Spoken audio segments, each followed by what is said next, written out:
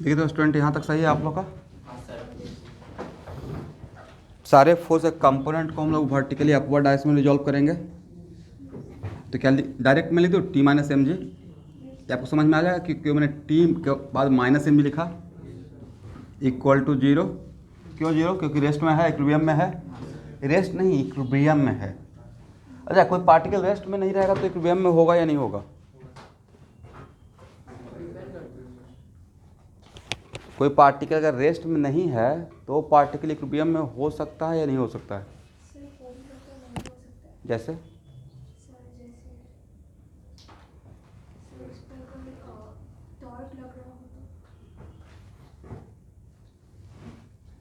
Equilibrium में होने के लिए फोर्स जीरो था, ना कि वेलोसिटी जीरो बोला हूँ।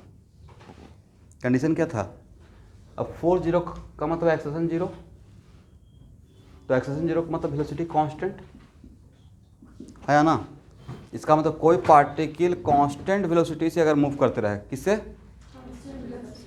तो मेरा इक्विलिब्रियम का मतलब था एक्सेलरेशन जीरो, ना कि वेलोसिटी जीरो।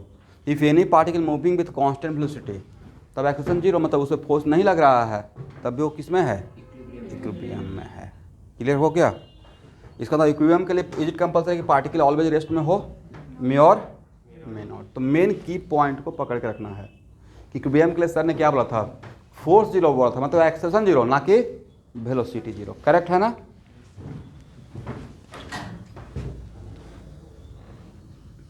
इसलिए आप देखे होंगे जब मैं फ्रेम ऑफ रेफरेंस डिफाइन कर रहा था, तो इनर्शियल फ्रेम ऑफ रेफरेंस के लिए या तो रेस्ट में रहे, नहीं तो मूविंग विथ कांस्टेंट वेलोसिटी। और कोई भी फ्रेम अगर कांस्टेंट वेलोसिटी के साथ मूव कर रहा है with respect to a inertial frame of reference, तो उसको भी हम लोग इनर्शियल फ्रेम ऑफ रेफरेंस का नाम दे दिए थे। करेक्ट? तो यहाँ से टी का वैल्यू मिल गया एवरीवन, एम जी हो गया ना। अब यहाँ पे पुली का फ्री बोर्ड डायग्राम बनाइए। क्या बोले?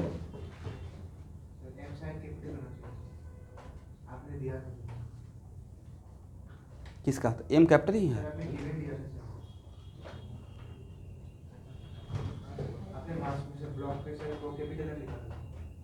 ब्लॉक का तो कैपिटल एम ही है।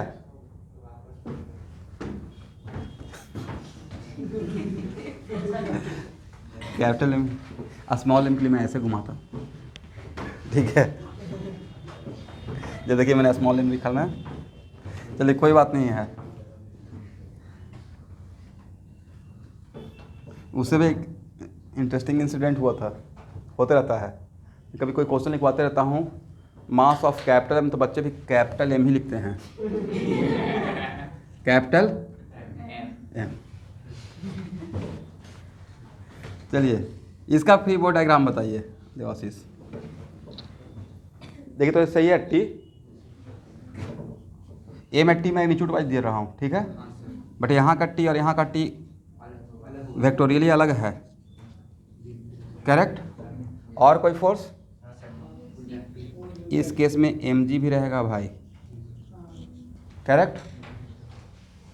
और ये नहीं लगता कि इन तीनों का रिजल्टेंट सम भी इधर रहेगा, तो भाई इस पुली को तो इस तरफ के ही आना चाहिए था। अब फिर भी ये रुका हुआ है, कौन रोक के रखा होगा? Force on pulley due to axle. आपको निकालना ये है।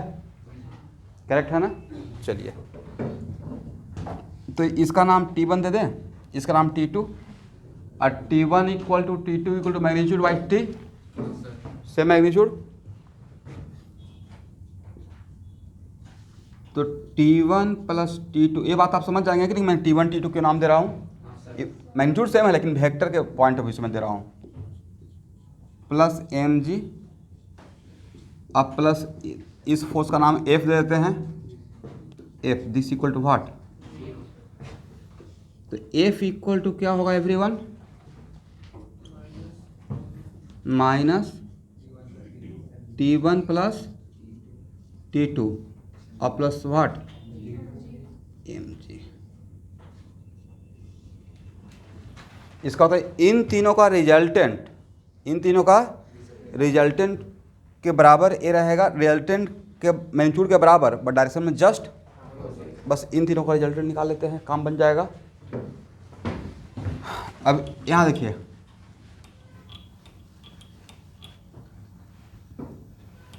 आप लोग को एक हम लॉ पढ़ाए थे, लॉ ऑफ एसोसिएटिविटी वेक्टर में। ये वेक्टर में कहीं मिला हुआ कि जब पैरेललोग्राम का डिमेरिट क्या था पैरेललोग्राम लॉ का, उसमें एक साथ 3 वेक्टर को ऐड नहीं कर सकते। लेकिन फिर भी मेरे पास लॉ के नाम पर अगर सिर्फ पैरेललोग्राम लॉ ही रहता तो प्रॉब्लम सॉल्व होता ही नहीं होता, लेकिन थोड़ा लेंदी जाता। क्यों? इसमें करते क्या कि पहले ए और बी को ऐड करते, और इसका रिजल्टेंट अगर R1 है, इसका रिजल्टेंट R है, तो इसका रिजल्टेंट R निकालते, और फिर उसके साथ हम लोग C का करते, और तब R डैश। बट एक कर तो सकते थे ना। इट इज़ नॉट कंपलसरी कि हाँ कार्टेशियन सिस्टम से प्रॉब्लम आसानी से बन जाता है, बट ऑलवेज कंपलसरी नहीं कि ऑल द टाइम हम लोग कार्टेशियन सिस्टम को ही अडॉप्ट करके चले, x axis by axis. For example मैं क्या करूँगा, इसमें T1 और T2 का रिजल्टेंट पहले निकालूंगा, करेक्ट, और उसका जो रिजल्टेंट निकलेगा उसके साथ mg का रिजल्टेंट निकालूंगा, मेरा काम बन जाएगा। तो T1 और T2 का रिजल्टेंट कितना होगा भाई?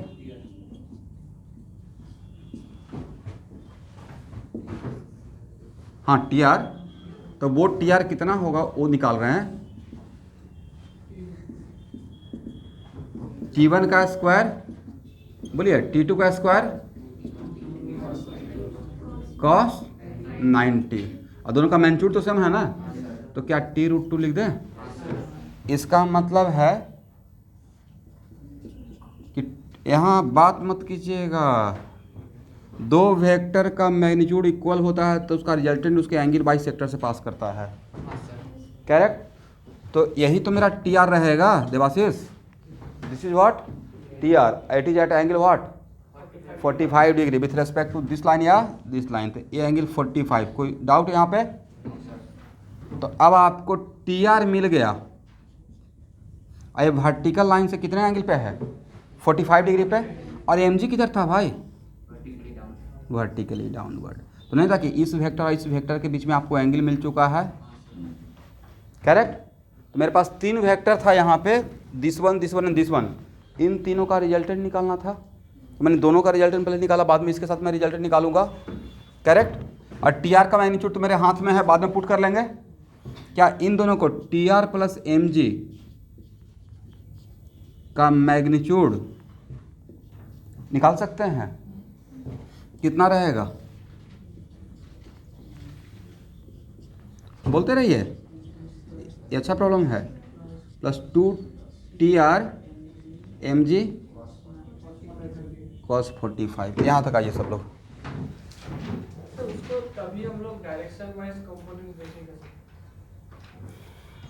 देखिए, अगर आप डायरेक्शन वाइज एक साथ कंपोनेंट ब्रेक करना चाहते थे, किधर ब्रेक करते हैं स्टूडेंट? ठीक है, हॉरिजॉन्टल एंड वर्टिकल, इसका बात कर रहे हैं ना। उससे F कैसे निकलता? ये एंगल आपको पता है कि कितना एंगल पे F लग रहा है?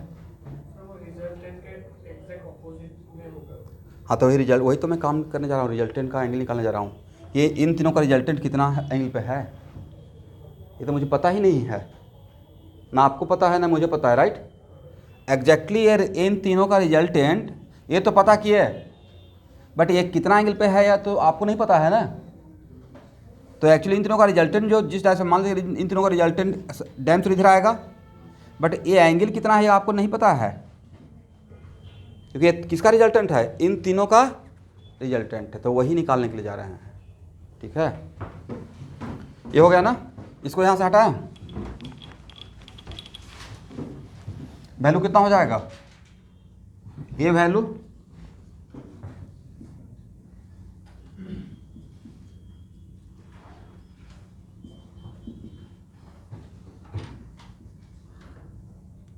T√2 का स्क्वायर अब प्लस mg का स्क्वायर अब प्लस वहाँ पे क्या लिखें, बोलते रहिए,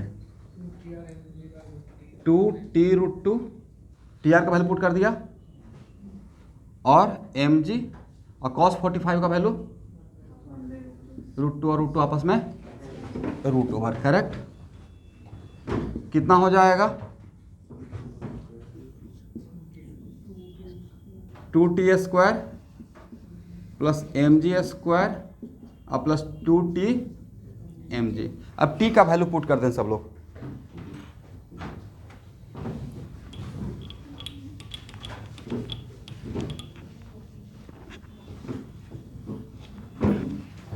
तो t का वैल्यू अगर पुट कर देंगे, t का वैल्यू तो पता है ना आप लोग को,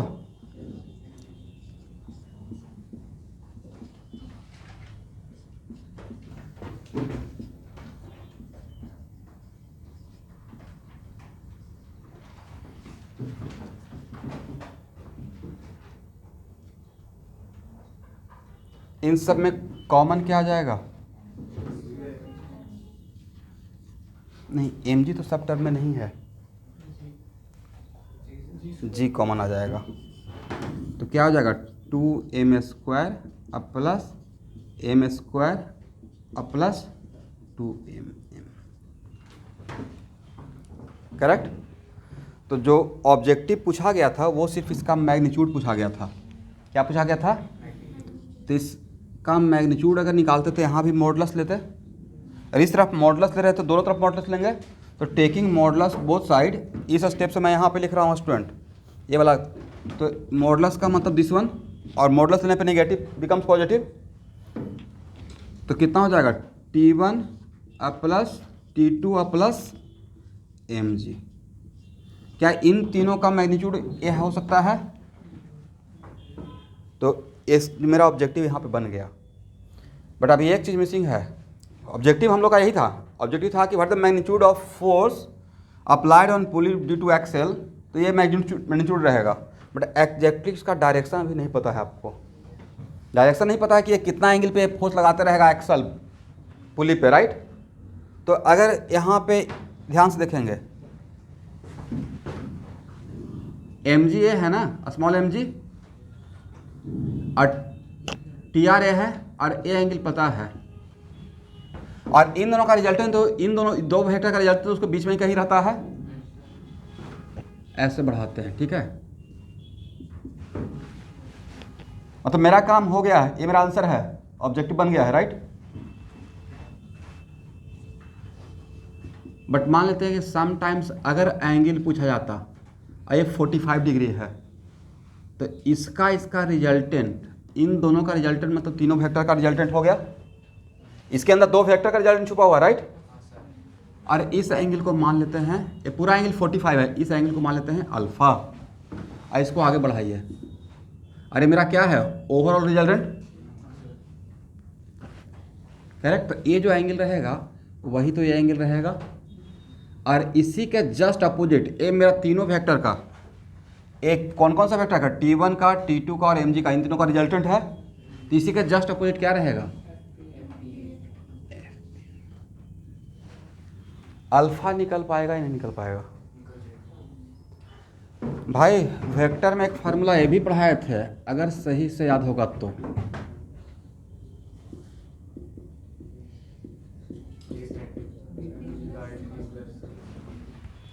दो पैरेललोग्राम लॉ में, राइट। बहुत ध्यान से पढ़िएगा, वीडियो फॉलो करना, लेकिन एकदम क्लास के जैसा। तो दो ये था ना पैरेललोग्राम लॉ में कहीं पे, तो यहाँ पे अगर दो वेक्टर ए और बी है, वेक्टर कोई चैप्टर नहीं है, वेक्टर फिजिक्स का लैंग्वेज है, बोलचाल का भाषा।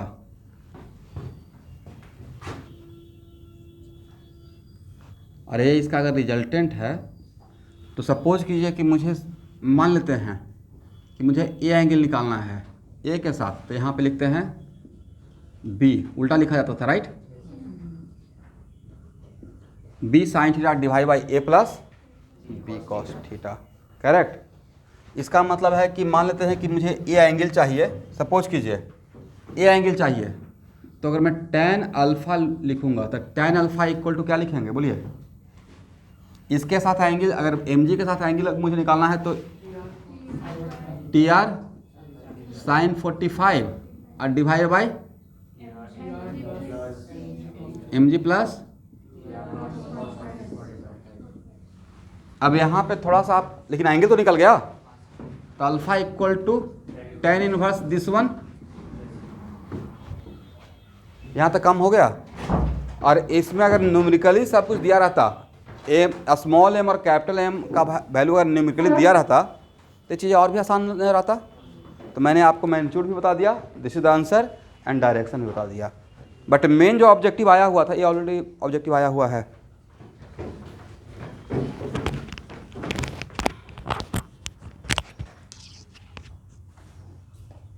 क्वेश्चन बैंक आईआईटी का, फिजिक्स का, केमिस्ट्री का, मैथ का बिल्कुल न्यू एडिशन आया हुआ है। मैसेज भी शायद ग्रुप में किया गया होगा। किनके पास आईआईटी का क्वेश्चन बैंक नहीं है, जो तैयारी कर रहे हैं, इंजीनियरिंग करने वाले हैं, सबके पास है क्वेश्चन बैंक। और मेडिकल का chapter wise, topic wise, physics chemistry का, बायो का, जिनके पास भी नहीं please as soon as purchase कर लीजिए। वो मतलब लगेगा नहीं लगेगा, वेस्ट नहीं जाएगा।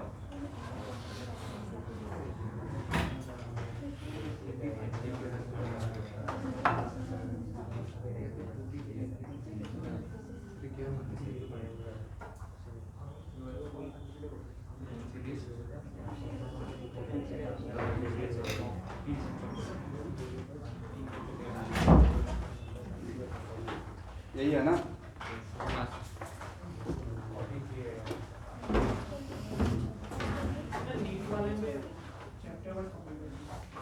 नीट वाले का हेडिंग है चैप्टर बाय टॉपिक वाइज।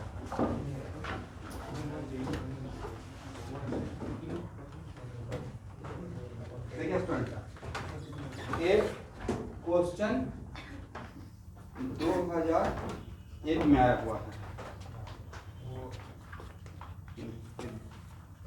जो ऑनलाइन करें उनको दिखा देते हैं। क्वेश्चन नंबर 14 देखिए तो नजर आ रहा है एवरीवन। उसमें ऑप्शन देखिए तो कौन सा मेरे ऑप्शन के साथ मैच कर रहा है।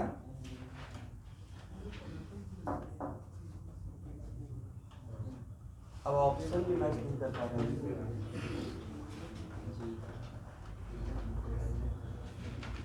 भाई ऑप्शन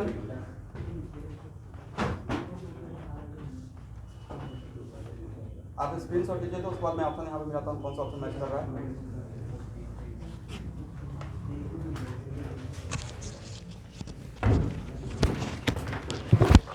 यहाँ देखिए, इसमें थोड़ा सा और बढ़िया से इसका अरेंज करके दिए हैं। अरे किसी क्वेश्चन को बोले कि हाँ ये आया हुआ, इसका मतलब मैं सही बोल रहा हूँ, उसको आपको ट्रस्ट करना पड़ेगा। देखिए एम स्क्वायर अब प्लस एम स्क्वायर अब प्लस 2mm अब प्लस एम स्क्वायर, इसको ऐसे लिख सकते हैं। और ये नहीं बैठ गया ए प्लस बी का होल स्क्वायर पे। तो क्वेश्चन को थोड़ा सा ऐसे रीअरेंज करके दिए हुए थे, एम प्लस एम का होल स्क्वायर अब प्लस एम स्क्वायर। तो उसके अकॉर्डिंग इसमें करेक्ट ऑप्शन है डी। तो एक्चुअल में जेईई मेन के लिए 4 मार्क्स डिजर्व करता है, क्योंकि इसमें इतना कुछ करना पड़ा, राइट। बट इसमें डायरेक्शन सिर्फ मैग्नीट्यूड पूछा हुआ है, डायरेक्शन पूछने से एक स्टेप। तो अल्फा, अगर अल्फा भी पूछ लिया जाता तो ये 2 मार्क्स का या 3 मार्क्स का एडवांस का ऑब्जेक्टिव बन सकता था। हो गया ना।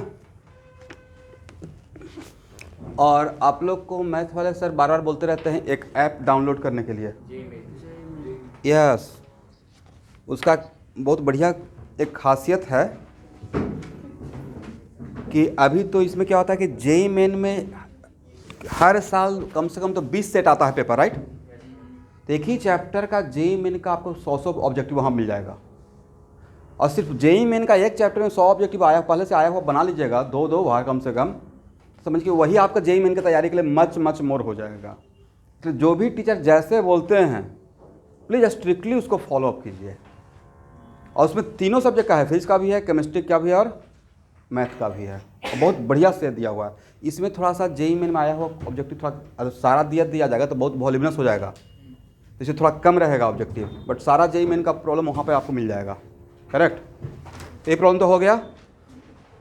किनका इसके साथ आंसर मैच किया था, जो लोग सॉल्व करके आए थे? अब हाथ नहीं उठाएंगे, बनाए हैं ना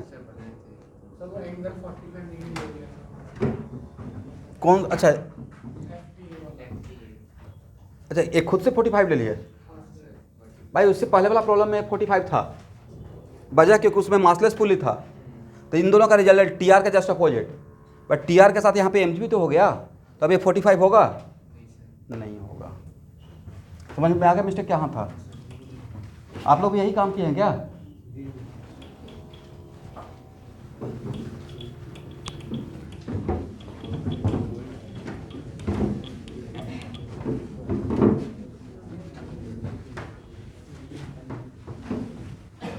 अब ये नहीं बोलना कि सर आपने तो आसान वाला बना दिया था, टफ वाला मेरे ऊपर छोड़ दिया। ट्राई करने से बना था, टफ क्वेश्चन नहीं था, उसमें मैग्नीट्यूड से पूछा गया था। नेक्स्ट क्वेश्चन क्या था एवरीवन?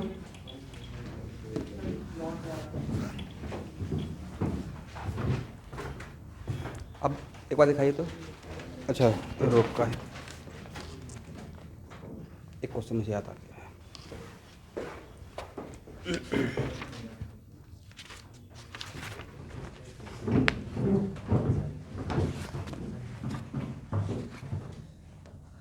ये आप सब लोग सॉल्व किए हैं?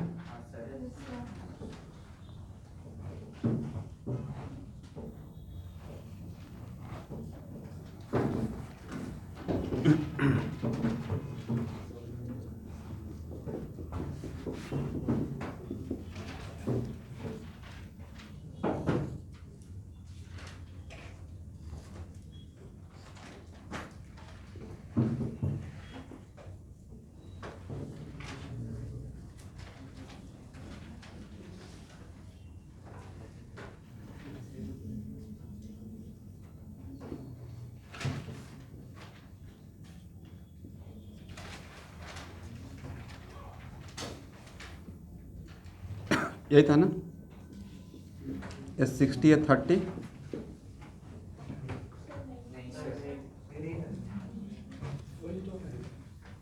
एस 60 था।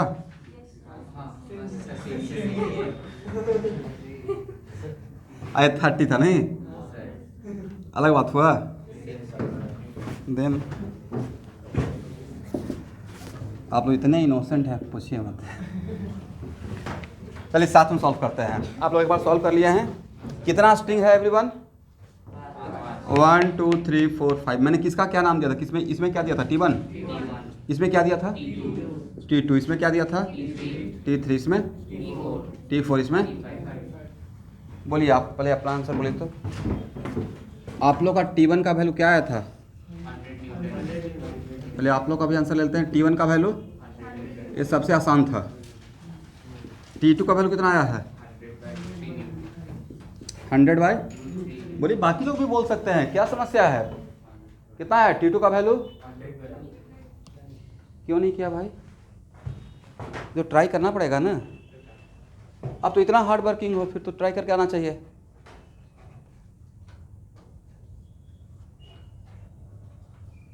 आपके बारे में मैथ वाले सर भी तारीफ करते हैं कि कम हार्ड वर्किंग बहुत ज़्यादा हैं, तो ट्राई करके आना चाहिए, बने या नहीं बने। बाकी लोग का T2 कितना आया है? 100/√3। T3 200/। और T4 बोलते नहीं, जो भी आया है 200/। T4 भी, कोई बात नहीं। और T5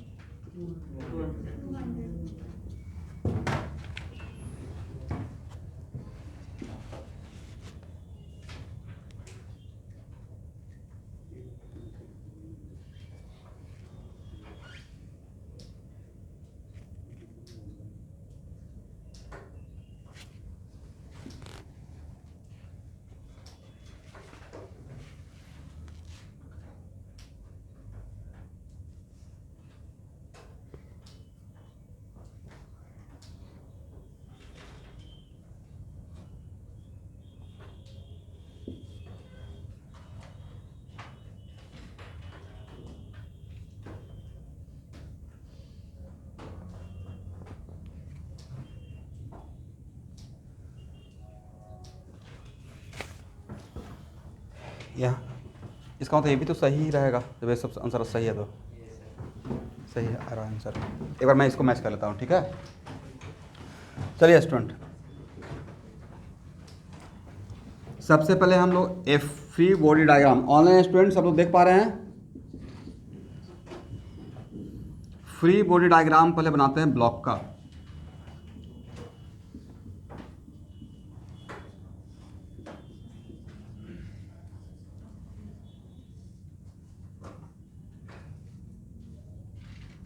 सारे फोर्स और कंपोनेंट को अगर वर्टिकली अपवर्ड डायरेक्शन में रिजॉल्व करेंगे तो क्या लिखेंगे? T1 minus mg। इक्विलिब्रियम का प्रॉब्लम है तो इक्वल टू 0 कर देंगे, तो T1 इक्वल टू क्या हो जाएगा? mg, मतलब कितना न्यूटन? 100 न्यूटन, जिसे एम और जी को मल्टीप्लाई करिए। अब हम लोग फ्री बॉडी डायग्राम बनाते हैं नॉट ए का। Free body diagram of not what? ए।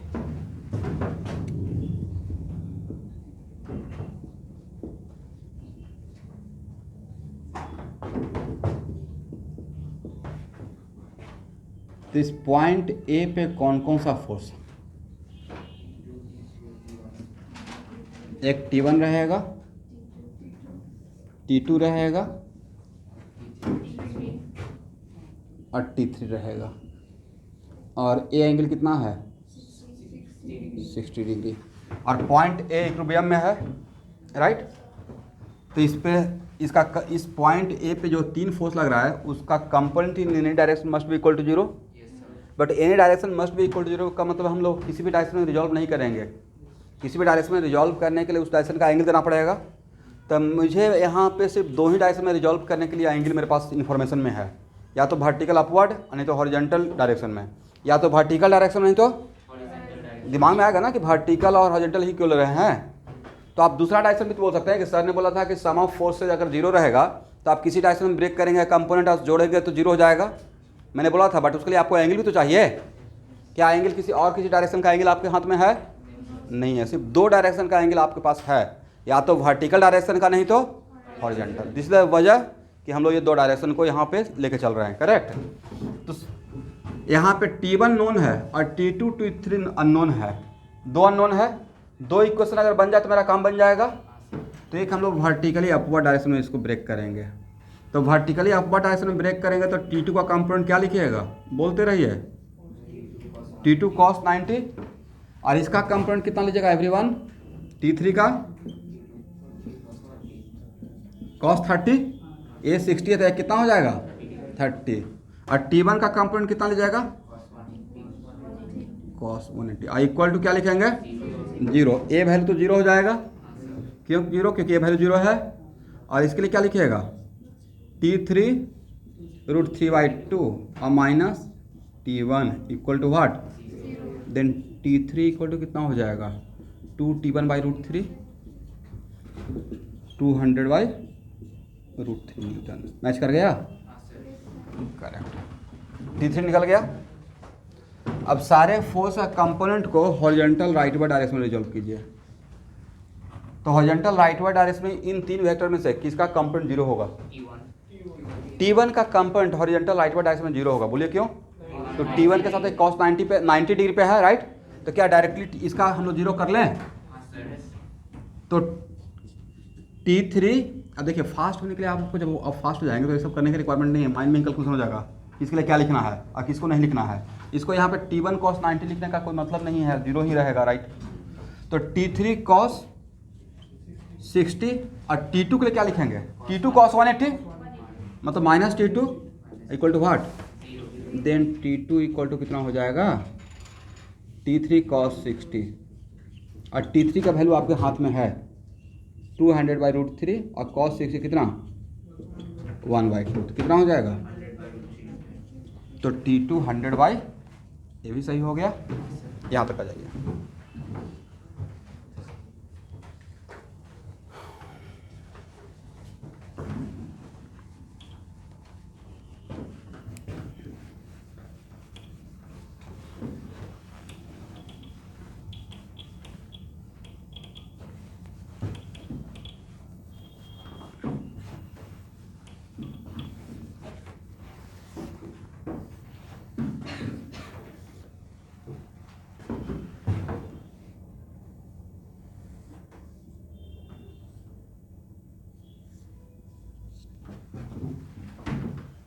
अब किसका फ्री बॉडी डायग्राम बनाएंगे?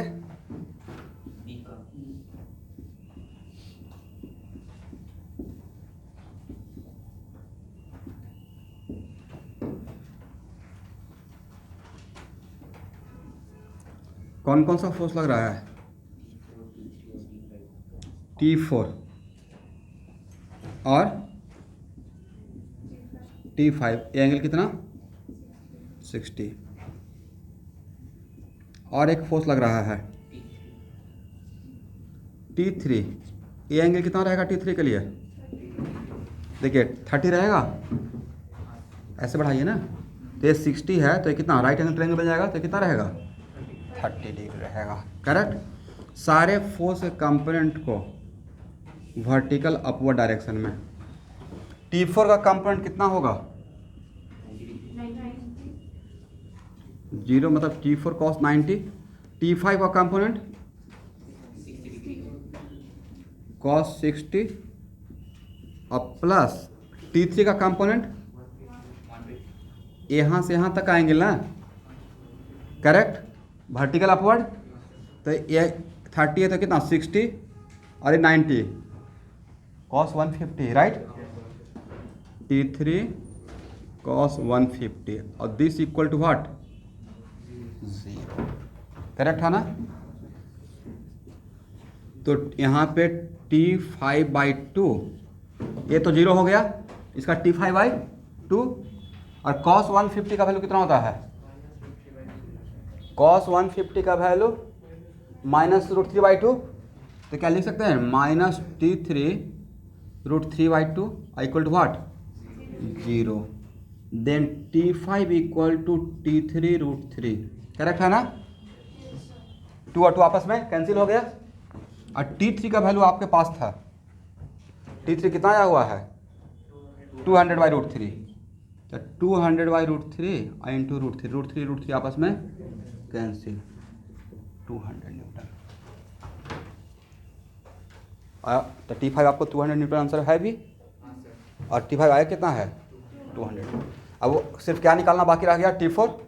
यहाँ तक आ गया, यहाँ तक लिख लीजिएगा तो बोलिएगा। हो गया एवरीवन? हो गया है? सर वो T3 cos 150 की जगह T3 cos 210 भी लिख सकते हैं, दूसरा एंगल अगर कंसीडर करें तो 210 दिस वन हाँ सर। नहीं लिख सकते हैं। दो डायरेक्शन के बीच में एंगल निकालने के लिए मैं बिगर एंगल बोला था या स्मॉलर एंगल? देन तो कोई ऐसी डायरेक्शन है, ये एरो है, अब वर्टिकल अपवर्ड में बोला, तो मेरा गिवन वेक्टर है, रिक्वायर्ड डायरेक्शन ये है, तो ये एंगल लें या ये एंगल लें? तो इस फार्मूला में ये cos थीटा में थीटा क्या था? Angle between your given vector and required direction. But bigger angle या स्मॉलर एंगल? Smaller angle. कहीं कहीं पे रॉन्गली बट करेक्ट हो जाएगा, बट कहीं कहीं रॉन्ग भी हो जाएगा, इसलिए ऑलवेज इसको पकड़िएगा, ठीक है? यहाँ तक आ गए?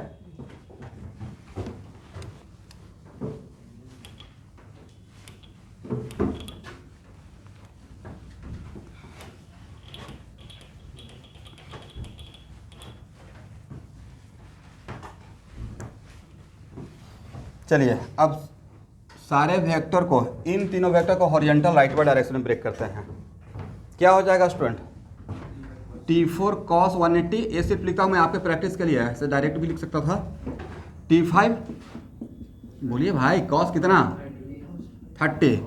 और T3 के लिए इधर से एंगल पकड़े या इधर से एंगल पकड़े? कितना आ जाएगा? 120।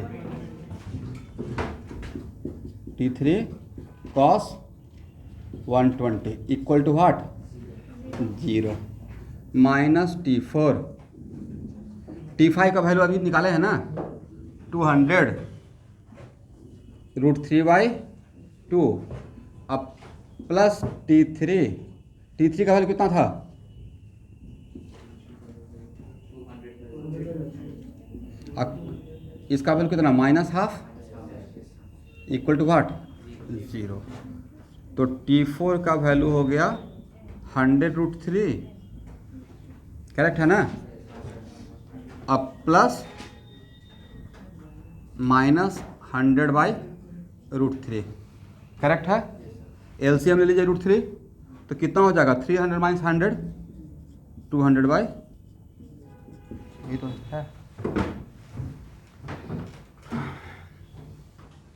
लिखते क्यों नहीं हैं?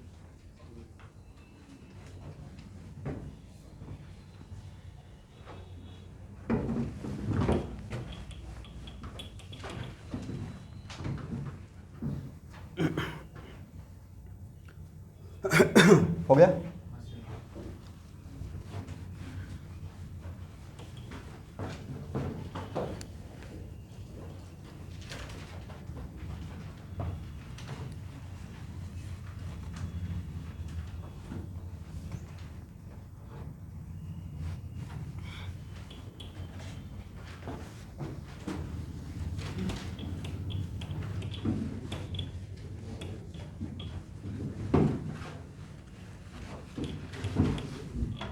नेक्स्ट क्वेश्चन क्या था? वेज वाला।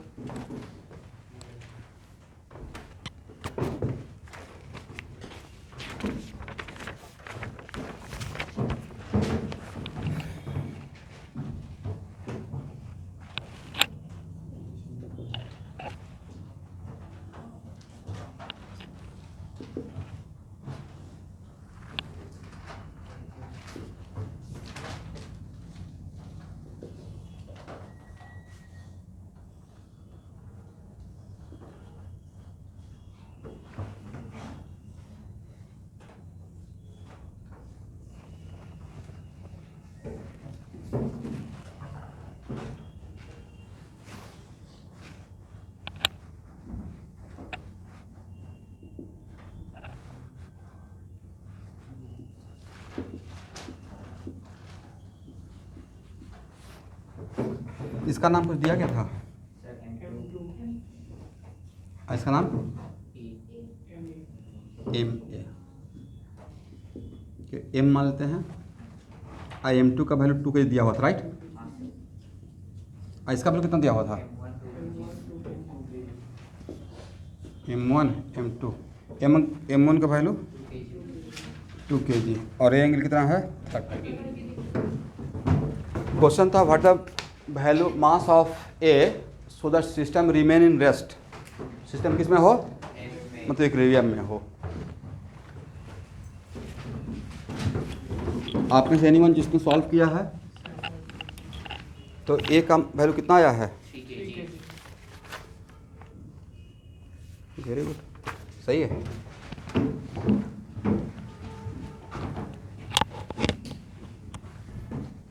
चलिए स्टूडेंट, यहाँ से मैं स्टार्ट करता हूँ बनाना, ठीक है? Free body diagram of M2।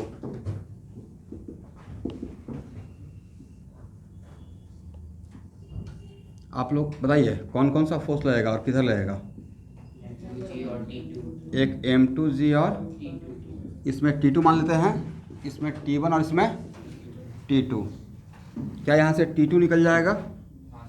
सारे फोर्स को कंपोनेंट को ऊपर की तरफ ब्रेक कर लेते हैं तो T2 minus M2G equal to what? 0।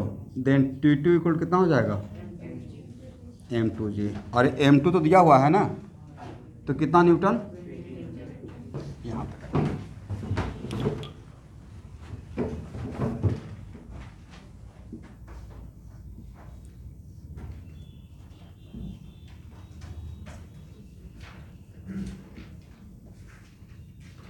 चलिए, फ्री बॉडी डायग्राम ऑफ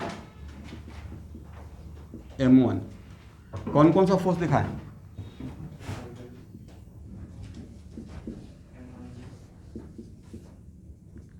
एक M1G और कौन सा force everyone?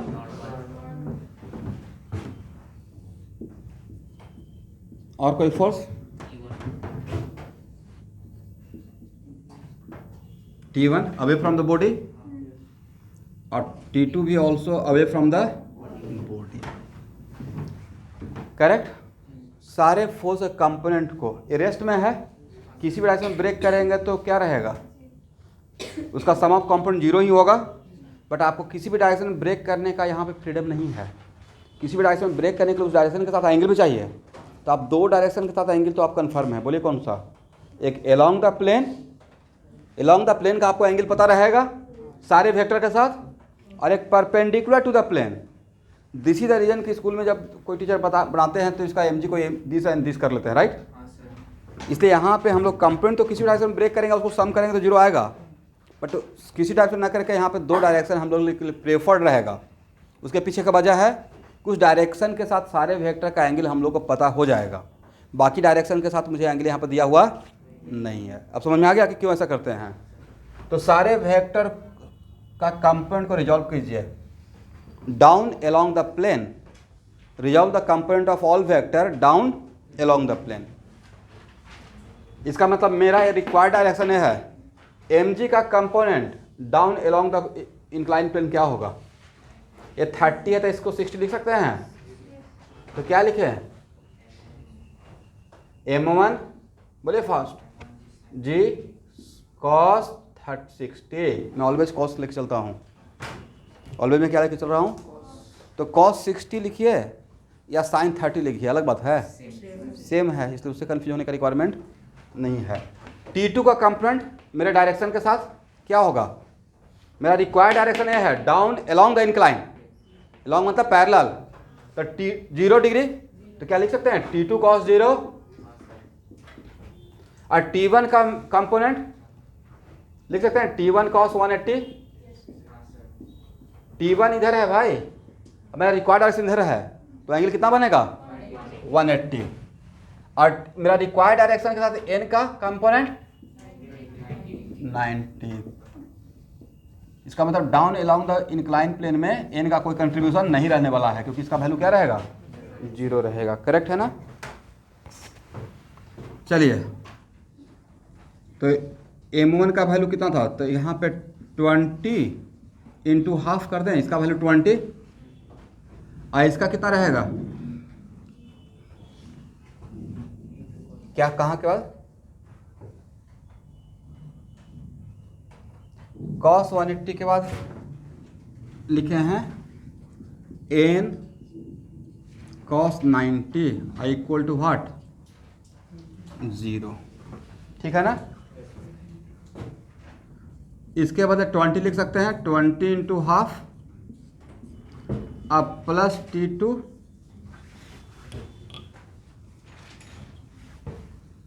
Minus T1 equal to 0। तो क्या यहाँ से आपको T1 निकल जाएगा स्टूडेंट, T1 इक्वल टू क्या है, T2 का वैल्यू कितना था 20, आया वैल्यू कितना हो जाएगा 10, 30 न्यूटन, ठीक है। अब आप फ्री बॉडी डायग्राम ड्रॉ कर लीजिए।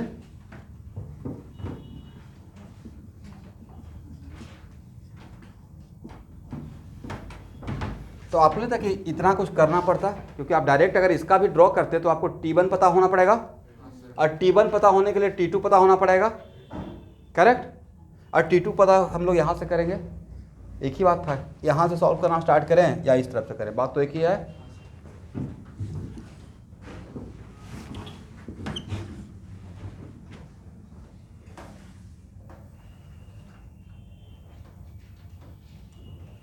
चलिए,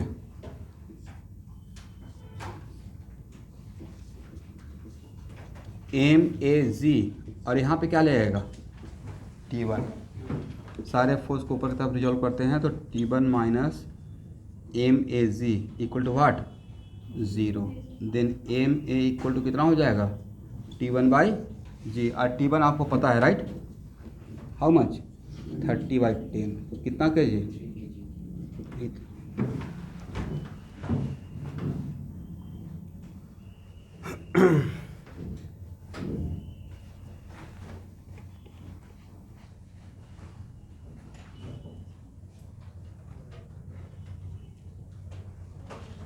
सब लोग नोट कर लीजिएगा। आप लोग कौन सा आ गया था आपका, ठीक है, तो अब लिख कर लिया यहाँ पे, ठीक है। घर पे जाकर कॉपी देखना है कि फिजिक्स क्लास में क्या क्या बाकी है करना है। उसको आपको 2 वीक में 2 दिन मैकेनिक्स हो रहा है, तो थर्सडे के बाद सफिशिएंट टाइम है, वेडनेसडे से पहले आप लोग करके आ सकते हैं। इसको हटाएं,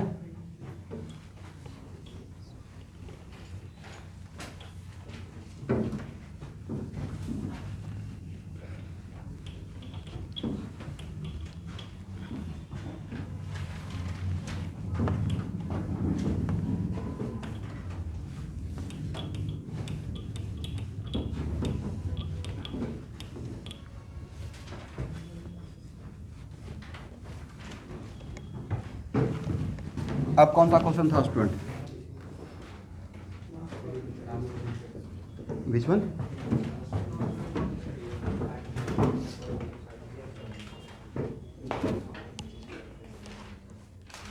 ओके,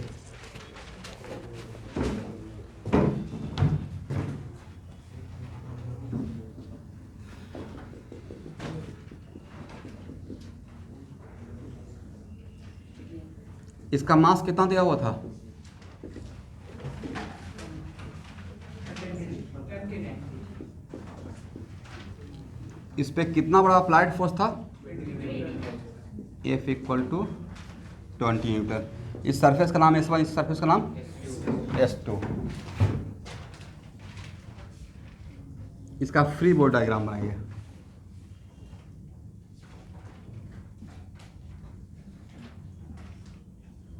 एक N2 रहेगा और एक N1 रहेगा।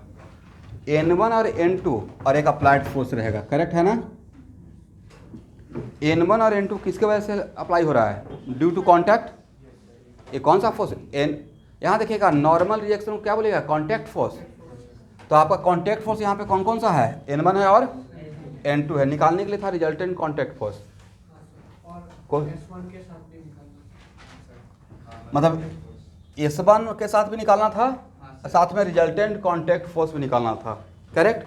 पहले एक काम कीजिए, सारे फोर्स को इस डायरेक्शन में ब्रेक कीजिए।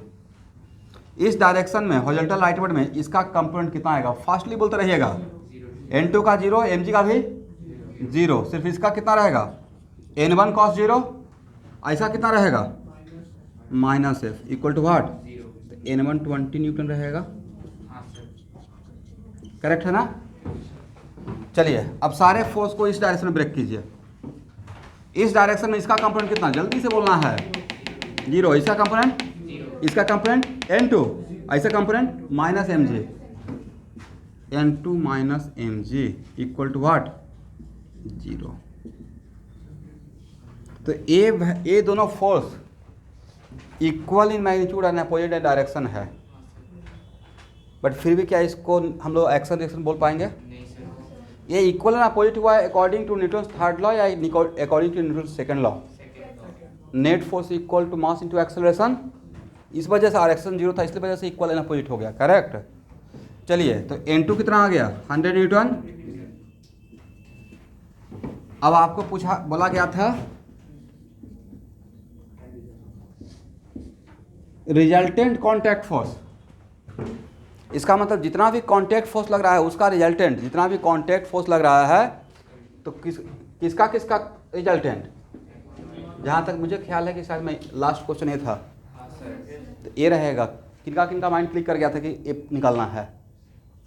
नहीं, तो रिजल्टेंट कॉन्टैक्ट फोर्स का मतलब जितना भी कॉन्टैक्ट फोर्स पे लग रहा है, किसी बॉडी पर रिजल्टेंट कॉन्टैक्ट फोर्स पूछेंगे तो सारा कॉन्टैक्ट फोर्स का रिजल्टेंट। तो कौन कौन सा कॉन्टैक्ट फोर्स? इसको इन 4 फोर्स में से किसको किसको कॉन्टैक्ट फोर्स बोलेंगे? N1 का और N2 का, तो उन दोनों का resultant, correct? Not N1 and N2 separately, correct है ना? तो इसका मैग्नीट्यूड क्या होगा? N1 square plus N2 square plus 2N1 N2 cos 90, agree ना? N1 A है और N2 किधर है? ऊपर, और दोनों के बीच में एंगल कितना है? तो दोनों का पैरेललोग्राम लॉ से रिजल्टेंट का मैग्नीट्यूड निकाल सकते हैं। कितना हो जाएगा? N1 square plus N2 square root over newton. This is the answer, correct?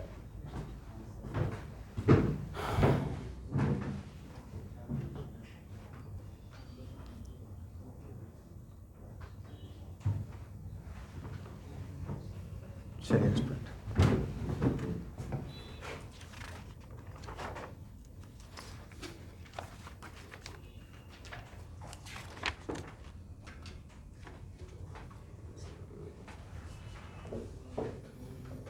अब देखिए अभी तक जितना भी हम लोग प्रॉब्लम कर रहे थे, all problem based on what? Equilibrium. अब हम लोग जनरल प्रॉब्लम करेंगे, ठीक है? इसको हटाएं।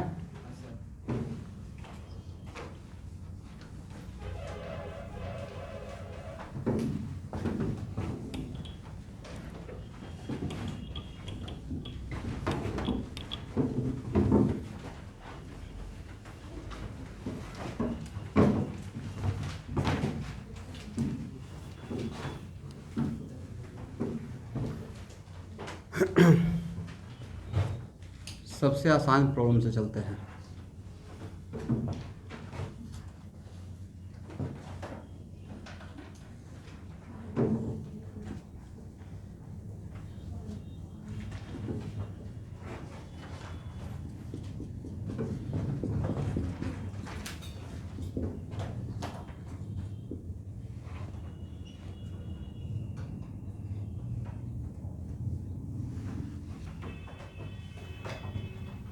एक क्वेश्चन है, ठीक है। ये मेरा क्या है? वेज। और जब तक बेज के बारे में कुछ नहीं बोला जाएगा तब तक बेज कोई सरफेस है रिजिडली फिक्स मानिएगा। अगर ये बेज भी सरफेस से स्लाइड करेगा तो मेंशन क्या रहेगा क्वेश्चन में? नहीं मेंशन क्या है, इसका मतलब ये वेज इस सरफेस का क्या है? रिजिडली। और जब तक सरफेस का अगर मैं बात इंडिकेट नहीं करूंगा तो सरफेस को रफ मानना है या frictionless. Find the acceleration of block. पहला क्वेश्चन लिखते हैं, find out the acceleration of block. Second, find out normal contact force between block and beige.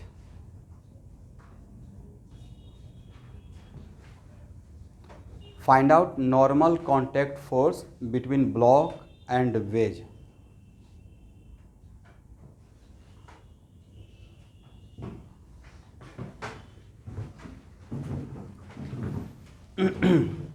Third question, find out acceleration of block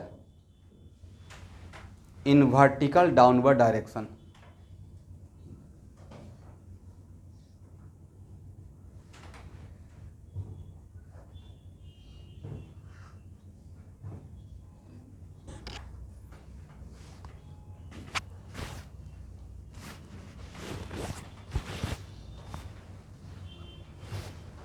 हो गया ना?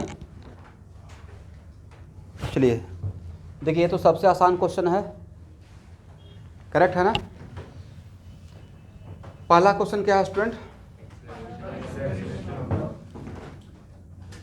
अच्छा ये देखिए, ये ब्लॉक इस फ्रिक्शनलेस सरफेस पर रख दिया गया है, तो अगर इसको रिलीज कर दिया जाए तो क्या, अगर यहाँ पर रख कर जेंटली प्लेस करके, जेंटली प्लेस करने का मतलब आराम से रख देना, स्टार्टिंग फ्रॉम रेस्ट। तो जैसे ही इसमें प्लेस करते हैं, अब इसी में क्वेश्चन और मैं बढ़ा दूंगा। अभी ये 3 पार्ट कर लेते हैं, इसी में और जगह क्वेश्चन के लिए छोड़ दीजिएगा, 2-3 लाइन छोड़ दीजिए तो इससे कैसे कैसे क्वेश्चन आगे बढ़ सकता है। तो यहाँ देखेंगे, तो यहाँ पे प्रैक्टिकली आप बताइए कौन कौन सा फोर्स लगेगा? एक तो mg, और कौन सा फोर्स? और कोई फोर्स का चांस है? और कोई फोर्स का चांस नहीं है। तो अब एक ब्लॉक को अगर रिलीज करते हैं तो ब्लॉक ओवरऑल किधर जाते हुए नजर आएगा? डाउन अलोंग द इंक्लाइन, ऐसे बोलना सीखिए। डाउन क्या वर्टिकल डाउनवर्ड, मतलब एकदम बेस को तोड़ते हुए? डाउन अलोंग द इंक्लाइन, ऐसे बोल पड़ेंगे, down along the incline, right. इसका मतलब है कि सारे फोर्स को अगर इस तरफ आ रहा है तो इसका नेट एक्सेलरेशन इस डायरेक्शन में रहेगा। इसलिए एग्जाम में सिर्फ पूछा जाएगा एक्सेलरेशन, तो ओवरऑल किस डायरेक्शन में मूव कर रहा है उस डायरेक्शन में निकालते हैं, करेक्ट। तो इसका एक्सेलरेशन, नेट एक्सेलरेशन इस डायरेक्शन में रहेगा, तो सारे फोर्स को इस डायरेक्शन में हम लोग ब्रेक कर लेते हैं, लॉन्ग दिस डायरेक्शन, करेक्ट। तो mg का कंपोनेंट कितना आएगा भाई? ये थीटा, तो ये कितना 90 माइनस थीटा लिख सकते हैं। तो mg का कंपोनेंट क्या लिखेंगे? मैं ऑलवेज कॉस यूज करता हूँ, लेकिन आंसर पर कोई फ़र्क नहीं पड़ेगा, क्योंकि मैं आप लोग के इमोशन को समझ रहा हूँ कि आप लोग सोचते हैं सर mg साइन थीटा लिखिए और mg और if very much familiar with this one. But आपको नहीं लगता कि इसमें थोड़ा बाउंड्री कंडीशन है? मतलब mg का 2 ही component, this one is more generalize ना, this is the correct free body diagram, right. इसमें तो आपकी मर्जी है, जिधर चाहेंगे उधर ब्रेक कर सकते हैं। तो जो फार्मूला था जिसमें इनफाइनाइट डायरेक्शन में ब्रेक कर सकते हैं, मैं उसी को पकड़ के रखता हूँ, खासकर इस चैप्टर के लिए। वो मुझे पता नहीं बहुत कन्वीनियंट लगता है। उससे क्या, जिधर मर्जी उधर ब्रेक कर लेते हैं और आंसर पर कोई इफेक्ट आना रहता तो अभी तक ये आ जाता, आंसर मैच नहीं करता। और एन का कंपोनेंट स्टूडेंट, एन कॉस 90। तो जिस डायरेक्शन में सारे फोर्स का कंपोनेंट ब्रेक करेंगे equal to mass into acceleration in that direction, right. तो मैं इस डायरेक्शन में एक्सेलरेशन का मैग्नीट्यूड ए मान लिया। क्या मान लिया है? ए। और मेरा एजम्पशन में ए मेरा मैग्नीट्यूड है, करेक्ट? करेक्ट है ना? तो मास इनटू एक्सेलरेशन, और इस केस में अगर मैंने ए मान लिया और अगर ए का वैल्यू निगेटिव आ गया, चांस क्या होता है अगर ए का वैल्यू निगेटिव आ गया, इट मीन्स व्हाट? यस। तो ए का वैल्यू निगेटिव आ गया, इसका मतलब ब्लॉक किधर जाएगा? ऊपर। रिलीज कैसे? तो ऊपर कभी जा ही नहीं सकता था, रिलीज करेंगे तो इसका वैल्यू कितना हो जाएगा? 0। तो m g sine theta equal to what? M a. M और एम आपस में, तो a equal to what? G sine theta, correct. चलिए, यहाँ से आपने क्या ऑब्जर्व किया है? बहुत छोटा सा प्रॉब्लम से ऑब्जर्वेशन।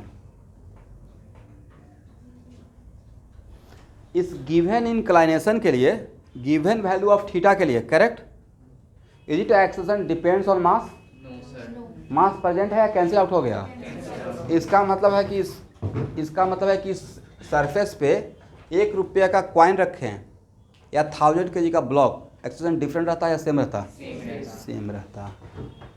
एक्सेलरेशन यहाँ पे मास पे डिपेंड नहीं कर रहा है। पहला क्वेश्चन तो सॉल्व हो गया।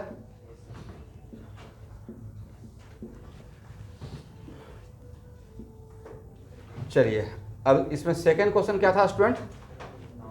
Normal contact force, right. तो नॉर्मल कॉन्टैक्ट फोर्स के लिए अभी बताइए, ध्यान से देखिएगा। 1 मिनट रुकिए, यस वो तो आंसर आ ही जाएगा, लेकिन सबसे पहले बताइए कि इस ब्लॉक का इस डायरेक्शन में पोजीशन, इस डायरेक्शन में क्या डिस्प्लेसमेंट है? ब्लॉक का इस सरफेस के रेस्पेक्ट में, इस सरफेस के परपेंडिकुलर डायरेक्शन में क्या डिस्प्लेसमेंट है? क्या पोजीशन वेक्टर चेंज हो रहा है? ब्लॉक का पोजीशन वेक्टर तो ऐसे चेंज हो रहा है इस डायरेक्शन में, राइट। तो मान लेते हैं किसी ब्लॉक, ध्यान से सुनना है, v equal to what? dr/dt।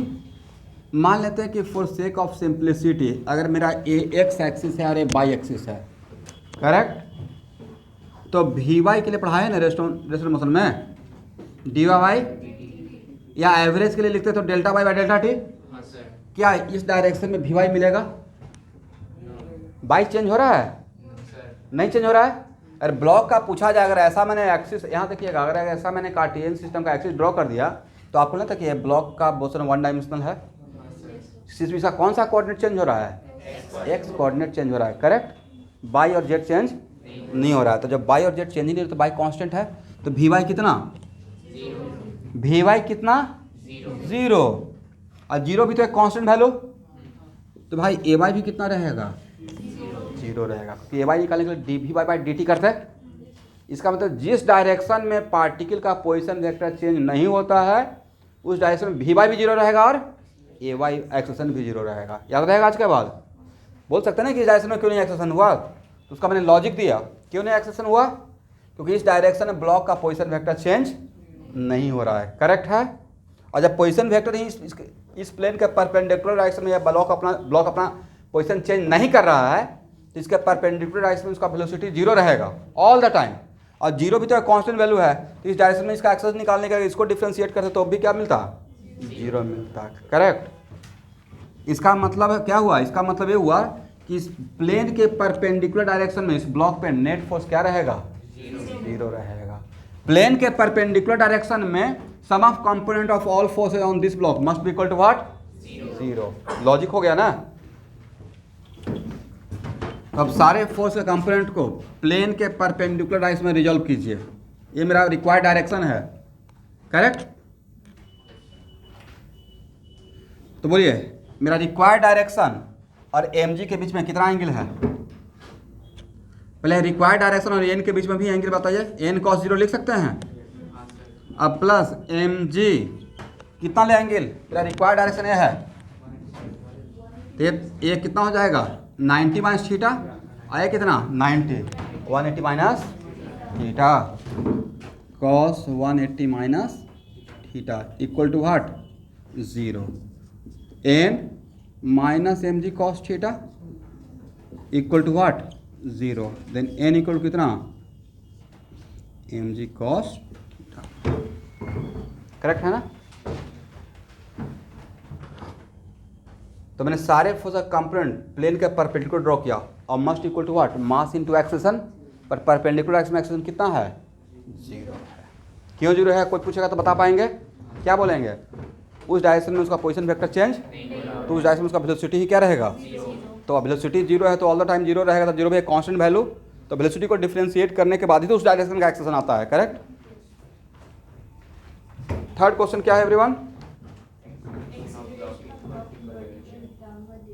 Vertical downward direction. Very good. तो भाई आपका नेट एक्स यहां देखिएगा, ये तो आपका नेट एक्सेलेरेशन है ना, और नेट एक्सेलरेशन किस डायरेक्शन में है? यस, बट मैं आपको एक्सेलेरेशन किस डायरेक्शन में पूछा हूँ? इस डायरेक्शन पूछे हैं। करेक्ट। तो क्या किसी वेक्टर का कंप्यूटर आपको ब्रेक करने नहीं आता है? तो एक्सेलरेशन का वर्टिकल डाउनवर्ड डायरेक्शन में, भी stand for vertical downward direction में क्या लिखेंगे? उस वेक्टर का मैग्नीट्यूड कॉस, बोलिए फास्ट, और angle between this vector and required direction. मेरा नेट एक्सेलेरेशन ये था। करेक्ट है ना? और नेट एक्सेलेरेशन का मुझे सिर्फ क्या चाहिए? कंपोनेंट वर्टिकली डाउनवर्ड डायरेक्शन में। तो क्या हो जाएगा बोलेंगे? 90 minus theta, how much? A sine theta. वैसे ही अगर पूछते हैं component of acceleration in horizontal rightward direction, देखिए अगर ये बात तो यहाँ पे नहीं करते और आपसे एग्जाम में आ जाता ये सेम प्रॉब्लम, और आता एग्जाम में ऐसे कि find the acceleration of block in horizontal rightward direction, find the acceleration of block in horizontal. All of you are getting confused कि ओके ये तो इधर कैसे जाएगा, ये तो इधर आएगा। थोड़ा तो स्यूडो टेंशन होता, राइट? ये तो इधर आ रहा है एक्सेलेरेशन से, ये आप यहाँ क्वेश्चन में ये पूछा हुआ है हॉरिजॉन्टल राइटवर्ड, तो भाई ये निकाल लिए, तो इसका कंपोनेंट इधर नहीं निकाल सकते हैं। तो क्वेश्चन में ये पूछ रहे हैं, ये नहीं, क्या पूछ रहे हैं? हॉरिजॉन्टल राइटवर्ड डायरेक्शन में अगर एग्जाम में पूछा जाएगा तो ये वैल्यू बताएंगे या ये वैल्यू बताएंगे? ये वैल्यू बताएंगे। और ये निकल गया तो ये नहीं निकल जाएगा? अगर ये एंगल पता है तो ये कितना है? 90 माइनस थीटा, तो ये कितना? ऐसे भी तो अल्टरनेट एंगल सेम होता है, तो क्या हो जाएगा? cos theta.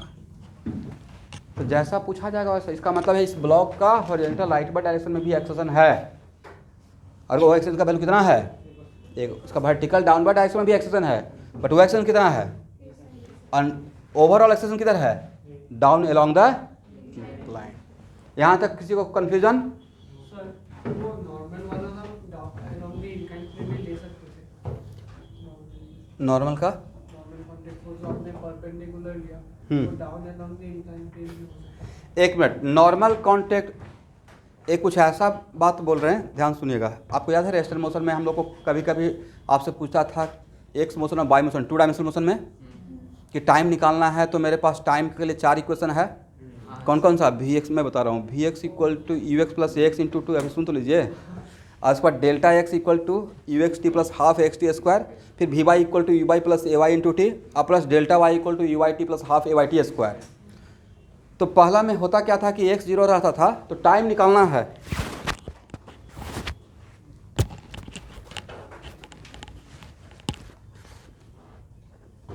मान लेते हैं कि मुझे टाइम निकालना है, मैं आपको बोल दिया कि x 0 है और टाइम निकालना है, और आप इसी क्वेश्चन को लगा रहे हैं। क्या निकालना है बोलिए? तो जो निकालना है उसी को गायब कर दिए, वो है ही नहीं क्वेश्चन में, तो सॉल्व होगा। तो नॉर्मल कॉन्टैक्ट फोर्स निकालने के लिए आप इस सारे कंपोनेंट को नॉर्मल निकालना है। क्या निकालना है? n, और इधर कर रहे हैं, n बचेगा या n गायब हो जाएगा? n cos 90 रहेगा ही नहीं, नज़र ही नहीं आएगा, तो किसको निकालिएगा? समझे बात को? हाँ, ये बोल सकते थे कि सर n निकालने के लिए ऐसा भी तो कर सकते थे, करेक्ट? बट इस डायरेक्शन में करते, ध्यान सुनिएगा, तब n का वैल्यू, n का कंपोनेंट मिलता, जो भी रहता है एंगल निकल जाता, करेक्ट? लेकिन इस डायरेक्शन में जब लिखते तो यहाँ पे सारे फोर्स कंपोनेंट को अगर इस डायरेक्शन में तो मास इंटू क्या लिखते हैं, acceleration in vertical upward direction. तो वहाँ पे ए वाला ए नहीं रहता, फिर ए वाला ए रहता मैग्नीट्यूड बाई, हाँ या ना। तो उतना क्यों करने जाएंगे भाई, जिस चीज़ को ऐसे सॉल्व कर सकते उसको ऐसे घुमा के कर रहे हैं, तो नहीं करना है, क्योंकि सबसे आसान ये था, इस डायरेक्शन में एक्शन क्या है 0। तो ये ब्लॉक इस डायरेक्शन में इक्विलिब्रियम में है, हाँ या ना। बोलते ही नहीं है, क्या समस्या आप लोग साथ लंच वगैरह नहीं करके आए हैं, बोलना है ना। आपसे पूछा जाएगा कि ये ब्लॉक इस प्लेन के परपेंडिकुलर डायरेक्शन में इक्विलिब्रियम में है या नहीं है, तो इस प्लेन के परपेंडिकुलर डायरेक्शन में क्या एक्सेलरेशन है, नहीं है, मतलब इस प्लेन के परपेंडिकुलर डायरेक्शन में सारे फोर्स कंपोनेंट का सम क्या है 0। ये इक्विलिब्रियम में नहीं है, बट किसी खास डायरेक्शन में इक्विलिब्रियम में है। वो खास डायरेक्शन क्या है, प्लेन के परपेंडिकुलर, करेक्ट। ओवरऑल इक्विलिब्रियम में नहीं है, बट किसी पार्टिकुलर डायरेक्शन में इक्विलिब्रियम मेंटेन कर रहा है, करेक्ट है ना। इसलिए भार्गव क्लास में आके बैठते रहे कम से कम। तबीयत सही था या खराब था, खराब है, तबीयत सही रखिए, अभी मौसम ऐसे भी चेंज हो रहा है। ठीक, क्लास में आके बैठिएगा तो बहुत सारा बात सुनते तो एटलीस्ट रहिएगा, बाद में वीडियो देखकर उसको फेयर करते रहिएगा कॉपी, राइट, यही करते हैं। कोई बात नहीं, लेट से ज्वाइन करते हैं, वो इन लोग को भी बोल रहे हैं देवाशीष के ग्रुप को कि जितना जल्दी आप सारे वीडियो को देख के एटलीस्ट नोट्स बना लीजिए, मैक्सिमम इफिशिएंसी के साथ हार्ड वर्क कर लीजिए अगला 2 मंथ में। मतलब एक टारगेट रखिए कि बाकी ग्रुप क्लास में जो बच्चे बैठे हुए हैं उनको बीट करना है। ये पॉजिटिव चैलेंज हुआ, कोई ज्वेलसी की भावना नहीं हुआ, तो उसको करने के लिए आपको दिन रात एक कर देना पड़ेगा प्रॉपर डिसिप्लिन वे में।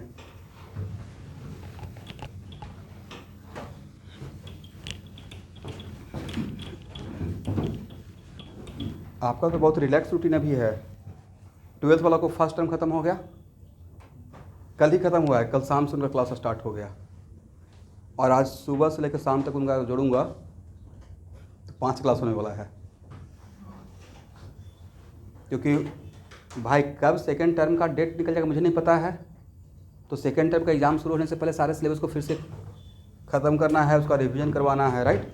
5 लेकिन 4 क्लास मोटा मोटी, और उतना जो सर्वाइव नहीं करेगा, तो उतना जो सस्टेन नहीं करेगा, तो समझिए कि उतना आपको हार्ड वर्क करना पड़ेगा। अगर एक साथ करंट ईयर में, जिस साल आप 12 दे रहे हैं उसी साल अगर निकलना चाहते हैं, फर्स्ट टाइम में ही निकालना चाहते हैं जेईई मेन या नीट, तो आपको मतलब पूरा प्रॉपर इसमें, बाकी खुद से कंपेयर करता हूँ तो आपका रूटीन भाई ज़्यादा हेक्टिक है। फर्स्ट टाइम में अभी के बच्चे जो कॉन्वेंट स्कूल में पढ़ते हैं, वो फर्स्ट उसको स्कूल को मेंटेन करते हुए अगर निकालते हैं, मतलब सच में अलग कैटेगरी का है, मैं अपने से ज़्यादा मानता हूँ। क्योंकि हम लोग का इतना नहीं था स्कूल का प्रेशर, स्कूलिंग का प्रेशर इतना नहीं था ही नहीं, इतना क्या होता है, बिल्कुल नहीं था भाई। तो उसमें सिर्फ एक ही चीज़ था कि तैयारी करना है, तैयारी करना है। तो सुबह शाम तक सिर्फ IIT चलता था, बोर्ड ऐसा होता था कि हाँ हो जाएगा, और सच में हो भी गया था। लेकिन हम लोग के साथ थोड़ा डबल टफनेस, टफ कह सकते हैं, आसान कह सकते हैं।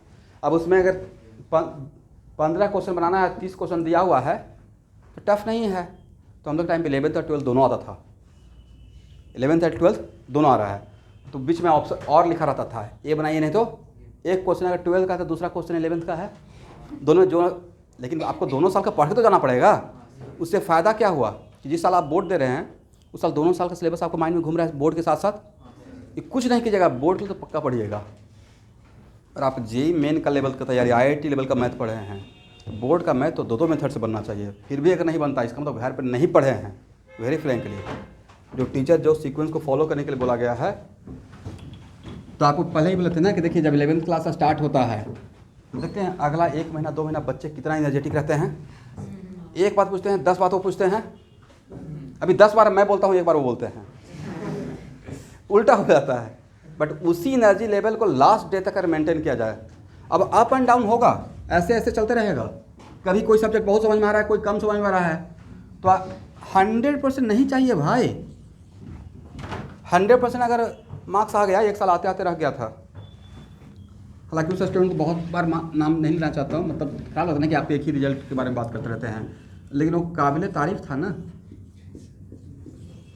देखते हैं इस स्टूडेंट का नीचे सीढ़ी पे लगाए हुए हैं फोटो, प्रियांशु गोस्वामी का 337, जेईई 360 में 337 मार्क्स। समझते हैं कितना कमाल का तैयारी होगा। तो बच्चा 3 आवर के पेपर को 2 आवर में बना के चला जाता था। ये 2011-13 का बात, 11-13 का बात कर रहा हूँ। 3 आवर का पेपर को 2 आवर बना के, तुम उसको कहीं स्टूडेंट हैं, ख़त्म करके चला जाता था। और उसके सेकंड टॉपर के बीच में जो कैटरिस के टेस्ट में कम से कम 100 मार्क्स या 75 मार्क्स का गैप रहता था, थोड़ा बहुत नहीं, लेकिन इतना बढ़िया राइटिंग रहता था। मतलब ऐसे लिख रहे हैं ना, हम फर्स्ट बेंच पे बैठ के पता था कि फ़ोटो स्टेट कर रहे हैं। और उस स्टूडेंट को पढ़ाने के लिए मुझे एक्स्ट्रा पढ़ के आना पड़ता था। जब मैं IIT क्रैक कर चुका था, तो मेरा बैच में स्टूडेंट अच्छा रहेगा और हार्ड वर्किंग रहेगा तो डे 1 से पता चल जाता है ना कि हाँ किस क्वालिटी का है। जिस साल इसका हुआ था उस साल पूरा गुवाहाटी इसके पीछे भागता था। सबको पता चल गया था हाँ ये अलग कैटेगरी का है। KVPY हुआ सिलेक्शन, 1-2 नहीं, इसमें सिलेक्शन CEE का रैंक 1, JEE मेन में सोचे कितना क्वेश्चन दूर रह गया, ओनली 2 क्वेश्चन, 2 क्वेश्चन और रहता तो भाई अभी कैटलिस्ट कहीं और रहता, पूरा इंडिया के मैप पे जैसे कोटा है। तो और उसके बाद एडवांस में JEE एडवांस में 194 रैंक, अरे KVPY, उसके बाद ओलंपियाड फिजिक्स, ये लास्ट राउंड दुबई में होता है, सिंगापुर में, तो बॉम्बे तक पहुँचे थे, गोल्ड मेडल लेकर आए थे। और नीट में स्टेट रैंक 2। भाई कमाल का था नहीं, स्टेट रैंक 2। तो सोचे कि चारों सब्जेक्ट संभाले हुआ था और उसका अटेंडेंस 99% था स्कूल में। कितना, मतलब क्लास ही नहीं छोड़ते थे। और उस स्टूडेंट को मैं 11 बजे रात तक पढ़ाता था। मतलब होता क्या था कि स्कूल का एग्ज़ाम चल रहा है तो सर 1 वीक छोड़ दीजिए। बाद में पेरेंट्स नीचे कार लगा के खड़े रहते थे। उस पूरे ग्रुप का बात कर रहा हूँ, अलग अजीब सा समा था। और उसका रिजल्ट होने के बाद कैटलिस्ट में 11th का 200 एडमिशन हुआ था। ये होता है एक रिजल्ट का इफेक्ट, सबको पता होगा रिजल्ट मैटर करता है। बट रिजल्ट मैंने नहीं दिया, स्टूडेंट ने दिया ना। हम लोग क्या किए, एक मार्गदर्शन किए। तो केमिस्ट्री में 30 में 28, 29 इस तरीके से करेक्ट था। JEE मेन में एडवांस में 194 रैंक था। तो ये देखिए कुछ तो होता है गॉड गिफ्टेड, IQ लेवल सबका दिमाग एक जैसा नहीं है। बट IQ लेवल आप बहुत टैलेंटेड है, साथ में हार्ड वर्किंग है, तो धांसू रिजल्ट हो जाएगा। अब कुछ होता कि नहीं ठीक है बहुत टैलेंटेड नहीं है, इन हार्ड वर्क से अपने आप को टैलेंट बना लीजिए। कोई एक बार में किसी प्रॉब्लम को समझ में आता है, आपको नहीं समझ में आता है, आप अपने आप को एवरेज मानिए, 3 बार बनाइए, 3rd टाइम तो पक्का समझ में आ जाएगा। बट उसके लिए कि सुबह शाम तक वेरी डिसिप्लिन रूटीन में आपको काम करते रहना पड़ेगा। एक दिन में कम से कम 2 सब्जेक्ट पढ़िए, सारा सब्जेक्ट मत पढ़िए। और स्कूल के लिए भी टाइम निकालना है तो एक काम कीजिए कि आप on an average daily 4 hour का स्टडी रखिए। वो स्कूल में बहुत प्रेशर तो नहीं रहता है या बहुत रहता है? अच्छा बहुत रहता है, हर रोज़ कुछ ना कुछ काम रहता है जिसका नेट इफेक्ट कुछ है ही नहीं, फिर तो करना पड़ना ही है। नहीं इसलिए मैं बोल रहा हूँ ना कि जो करंट में बच्चे निकालते हैं उनका तारीफ़ करना पड़ेगा कि मतलब स्कूल के एक्टिविटी को मेंटेन करते हुए, इतना सर्वाइव करते हुए, इतना फ्रस्ट्रेशन को झेलते हुए फिर रिजल्ट दे देते हैं। चलिए स्टूडेंट, तो अभी जो मैंने क्वेश्चन बनाया वो समझ में आ गया सबको?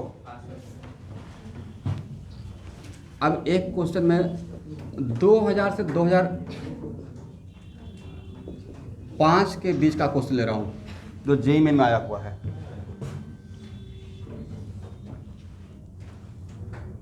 ध्यान से देखिएगा।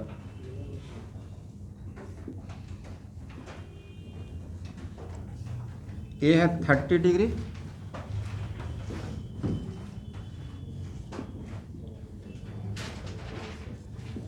और यह है 60 डिग्री।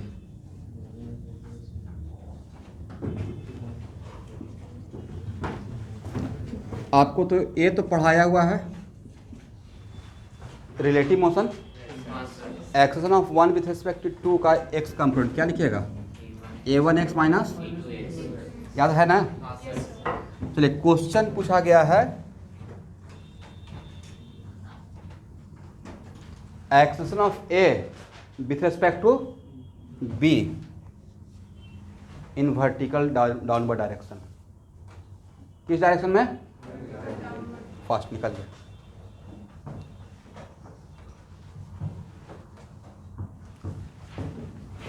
और जी का वैल्यू 9.8 लेना है इस क्वेश्चन में। क्वेश्चन समझ में आ गया सबको? Acceleration of A with respect to B in which direction? Vertical downward direction का मैग्नीट्यूड।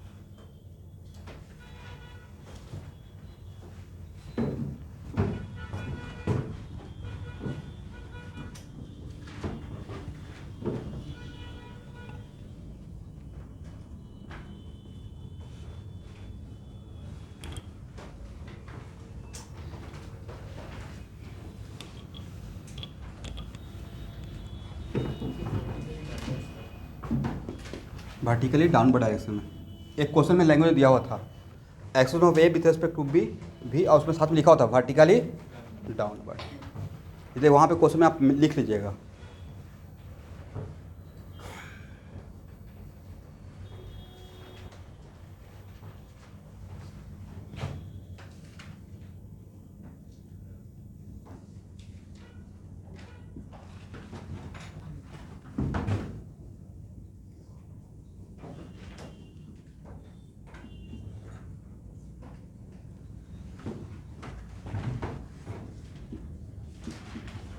इसमें टाइम दिया गया था 3 मिनट मैक्सिमम।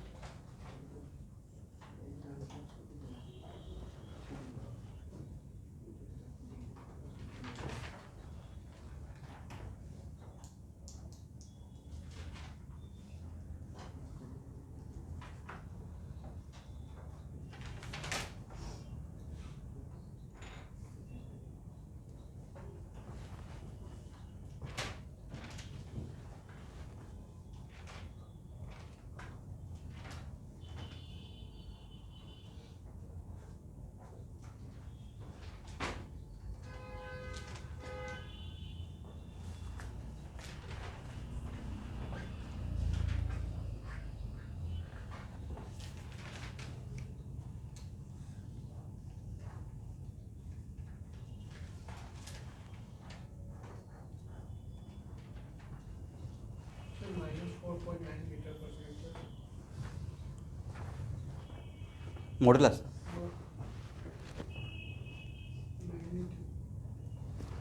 Very good.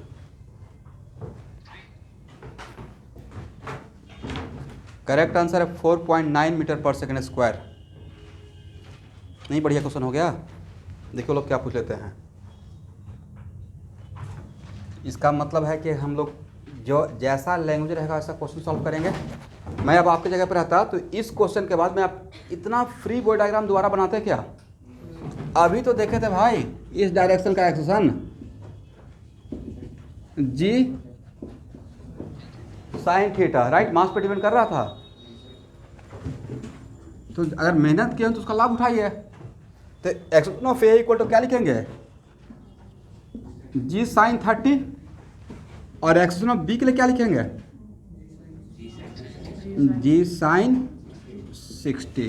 अब एक्सेशन ऑफ ए का vertical component in downward direction, मतलब इसका कौन सा डायरेक्शन में? डाउनवर्ड डायरेक्शन में, तो इसका कंपोनेंट डाउनवर्ड डायरेक्शन में कितना होगा? इसका मैग्नीट्यूड cos 60, क्या लिख सकते हैं? Acceleration of A cos 60। यहाँ तक सबको समझ में आ गया? करेक्ट। और इसका वैल्यू कितना है? जी साइन 30 cos 60, करेक्ट है ना? हाँ ना, कुछ बोलिए। वैसे ही यहाँ तक देखिए, ए वैल्यू कितना हो जाएगा? जी को कॉमन ले लीजिए, कितना? साइन 30 का वैल्यू हाफ और कॉस कितना? 1/4 g/4 इन वर्टिकल डाउनवर्ड डायरेक्शन। और एक्सेशन ऑफ बी, तो एक्सेशन ऑफ बी का वर्टिकल कंपोनेंट कितना हो जाएगा? तो 60 है तो कितना रहेगा भाई? 30। क्या लिखिएगा? जी साइन 60 और कॉस 30 कितना हो जाएगा? इसका वैल्यू √3/2 है। इसका वैल्यू तो कितना हो जाएगा? 3g/4, 3g/4, करेक्ट है ना? तो acceleration of A with respect to B का वर्टिकल डायरेक्शन में, एक्सेशन ऑफ ए का भी और माइनस एक्सेशन ऑफ बी का भी, करेक्ट। कितना? तो ए का भी कितना था? g/4 और बी का कितना था? 3g/4 और एलसीएम कितना हो जाएगा? 4। कितना लिखिएगा? -2g, मतलब -g/2 -g और जी का वैल्यू कितना लेने के लिए बोला गया है? 9.8। तो कितना हो जाएगा? -4.9 मीटर पर सेकेंड। पर उसका मैंने क्या बोला था? मैग्नीट्यूड बताइए। तो मैग्नीट्यूड कितना हो जाएगा? मॉडुलस।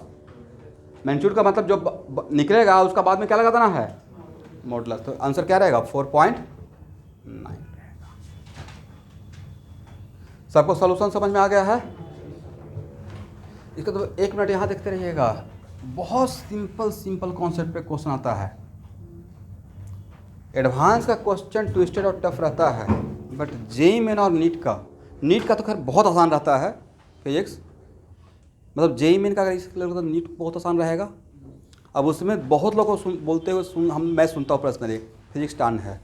वो 2 साल बनाए नहीं है, वो मेडिकल बोलकर सिर्फ फार्मूला बेस हो गए हैं, तब कहाँ से बनेगा क्वेश्चन? फिर से क्वेश्चन बनाने के लिए आपको सर्टेन प्रैक्टिस का रिक्वायरमेंट है proper. This is the reason कि मैं क्लास में सर्टेन खुद ही प्रॉब्लम लेता हूँ, हर डिफरेंट टाइप का। मैक्सिमम प्रॉब्लम तो फिर आपके लिए छोड़ता हूँ, ताकि क्लास का प्रॉब्लम और HCB और असाइनमेंट सब मिला दिया जाए तो आपका परफेक्ट तैयारी हो जाए, तो मेरे तरफ से कोई कमी ना रहे। हो जाएगा ना? इसको हटाया जाए।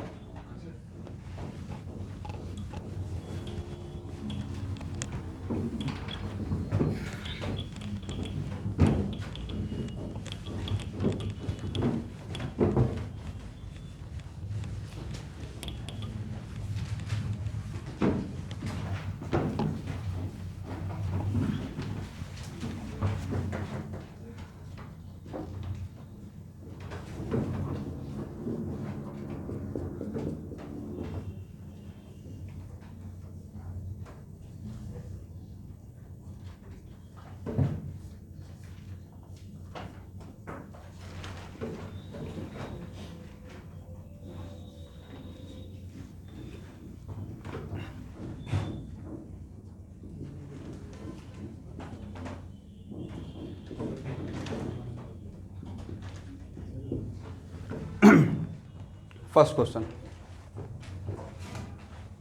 ये डायग्राम दिया हुआ है, correct. Find acceleration of M1 and M2।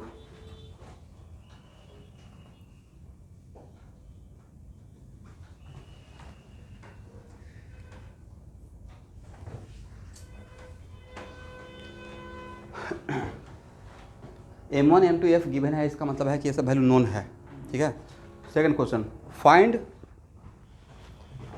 Normal contact force between M1 and M2। Find out normal contact force between M1 and M2। निकालिए, सॉल्व कीजिए।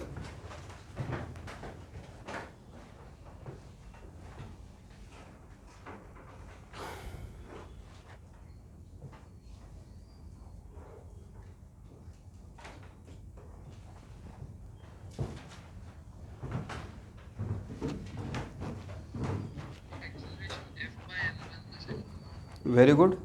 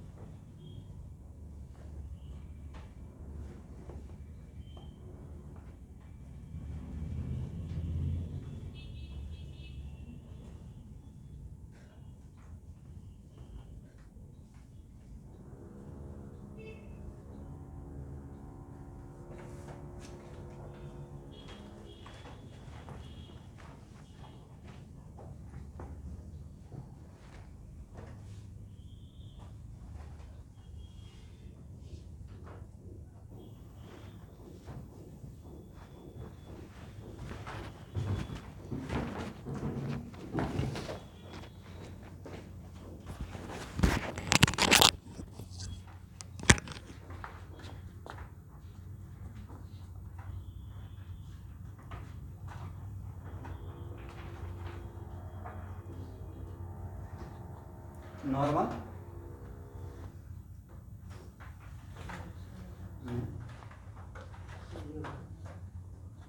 नॉर्मल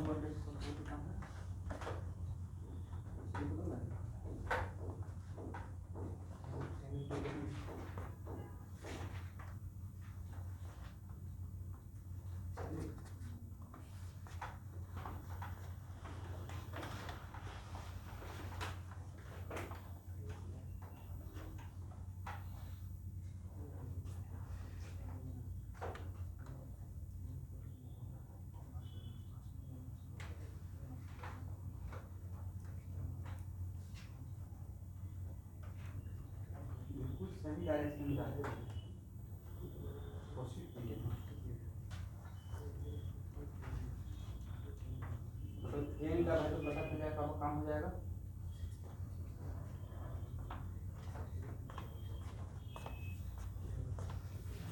इस पे दो फर्स्ट कौन सा लिखा है?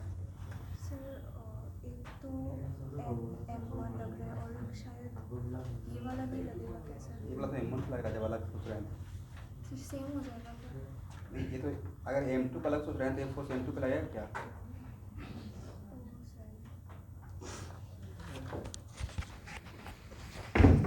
चल लेकिन कोई बात नहीं, आप देखिए ट्राई करने से ही तो सब कुछ होगा।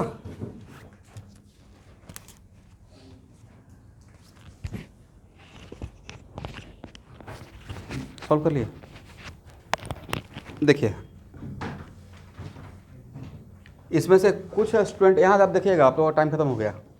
कुछ स्टूडेंट M1 M2 को अलग से बनाएंगे लेकर, तब भी आंसर आएगा। अब ये बताइए कि अगर हम इस तरफ से पुश कर रहे हैं practically day to day life में, M1 M2 अलग लग जाएगा या साथ साथ जाएगा? तो भाई मैकेनिक्स का मतलब है कि डे टू डे लाइफ में जो आप फील करते हैं वही तो सोचना है, जो एक्चुअल में हो रहा है उसको छोड़ के कुछ और सोच रहे हैं, राइट? तो अगर इस तरफ से पुश करेंगे तो M1 M2 मूविंग टुगेदर। यहाँ से एक बात तो समझ में आ गया कि M1 M2 दोनों का एक्सेशन सेम रहेगा। तो मैंने क्या किया कि पहले मैं जो सोच रहा हूँ, बाद में आपके लास्ट बेंच आपके लिए M1 M2 को अलग से सेपरेट करके भी बना दूंगा। फर्स्ट क्वेश्चन के लिए क्या मैं M1 प्लस M2 दोनों को एक सिस्टम मान सकते हैं? और एक साथ अगर सिस्टम मान लेंगे तो इसके बीच का इंटरनल फोर्स जो लगेगा आपस में वो दिखाने का रिक्वायरमेंट, इंटरनल फोर्स को फ्री बॉडी डायग्राम में हम लोग ड्रॉ नहीं करते हैं। तो पहले इसको सिस्टम मान रहे हैं, करेक्ट है ना। तब इससे सिर्फ कौन सा फोर्स, दिस वन और कौन सा फोर्स एक साथ दिखाते हैं, m1 प्लस m2 इंटू, इन दोनों को मिलाकर, हालांकि इस पर एक नॉर्मल रिएक्शन रहेगा, इस पर रहेगा, बट दोनों को मिलाकर मैं एक n दिखा रहा हूँ, करेक्ट। मतलब ये जो n है, इन दोनों का n को जोड़ दिए हैं, ये सिस्टम मान लिए।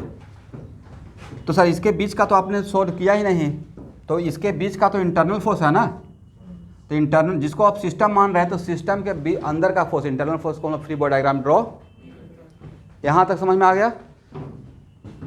बोलिए, इन दोनों सिस्टम का, इस सिस्टम का इस डायरेक्शन में कोई पोजीशन वेक्टर चेंज हो रहा है, डिस्प्लेसमेंट है, तो इस डायरेक्शन में इसका नेट फोर्स क्या रहेगा, 0 रहेगा।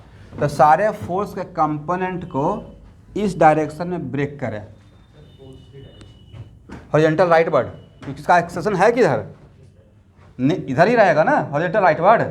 क्या वर्टिकल डायरेक्शन में इसका एक्सेशन होने का चांस है, जो डायग्राम बनाया है उसके अकॉर्डिंग, नहीं चांस है।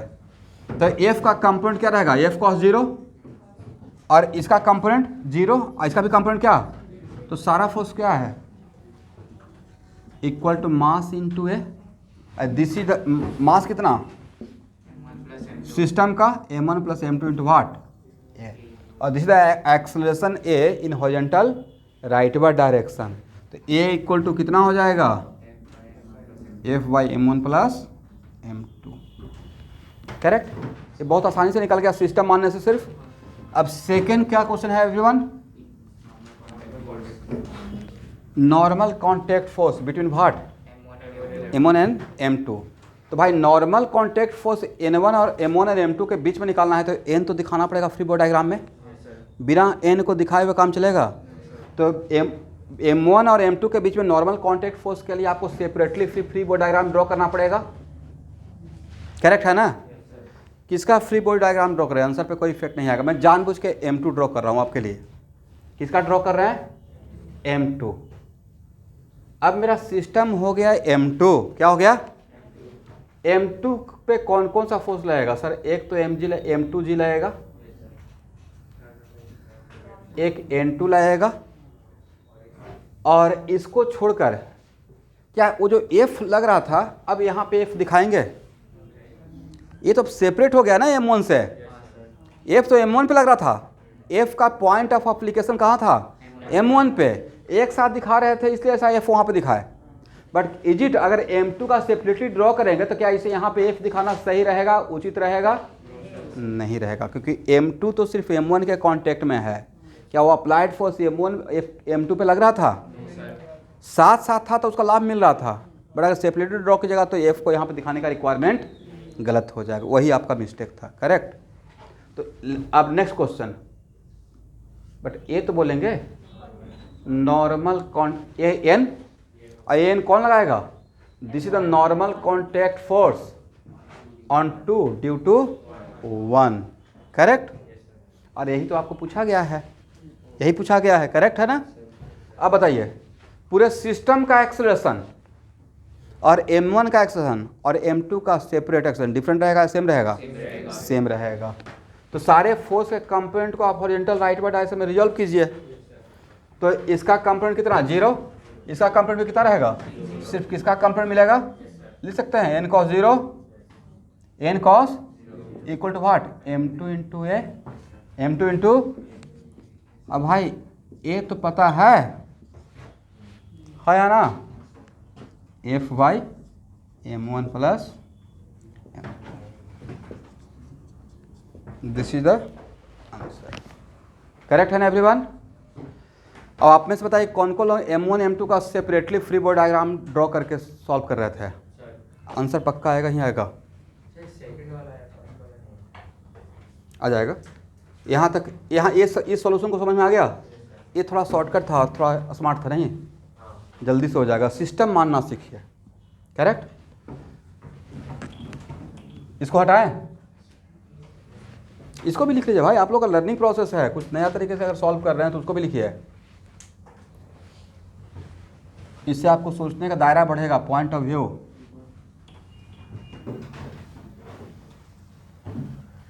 और जब लिख लीजिएगा तो बोलना भी है कि सर आप हटा सकते हैं, नहीं, आप लोग को तो मैं देख लेता हूँ, लिख लिए हैं, जिनको नहीं देख पा रहे हैं।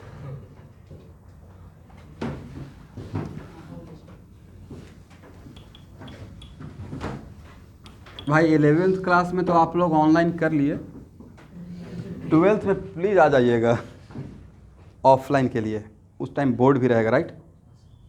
बाकी तो सर अब आपका आंसर रहेगा ऑल डिपेंड्स ऑन कोरोना।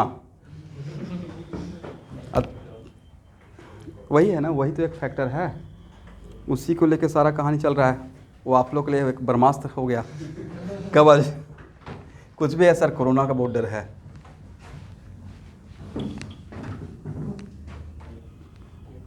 डर है, लेकिन बाहर निकल के देखिए कितना क्राउड है। नहीं, लोग घूमने के लिए निकल रहे हैं, नहीं निकल रहे हैं भाई, बल्क में निकलते हैं। अभी तो पिकनिक मैं एक जगह गया हुआ था, हाँ उतना छोड़िए, मैं एक जगह किसी बिल्डिंग में गया हुआ था, लिफ्ट में चढ़ रहा था, जगह नहीं था, ऐसे करके चढ़ रहा, मतलब 6 का कैपेसिटी, लोग 7 लोग रह रहे हैं। अब क्या मनाने जा रहे हैं? बर्थडे।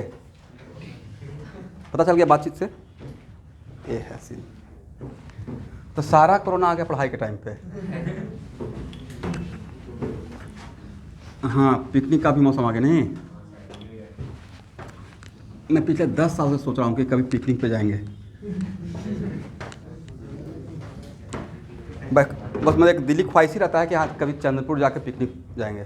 सब लोग वहाँ पे जाते हैं, एक अच्छा स्पॉट है। आज तक चंद्रपुर नहीं गया हूँ, नहीं देखा। मतलब 10 से तो कम सिटी में है, 2010 से मैं सिटी में हूँ ना। शिलोंग गए हैं, चंद्रपुर भी मेरे लिए दूर है, शिलोंग तक नहीं गए भाई।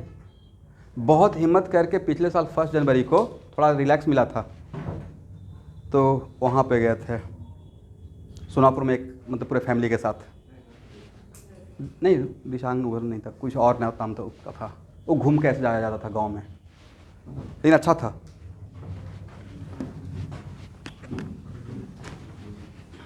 बगल में काजीरंगा पार्क भी है, मानस। तो घूमने का तो बहुत जगह है, अब उसके लिए टाइम चाहिए। अब मेरा कैलकुलेशन चलते रहता है कि एक दिन चले जाएंगे तो 3 क्लास छूट जाएगा, सिलेबस स्लो हो जाएगा, फास्ट हो जाएगा।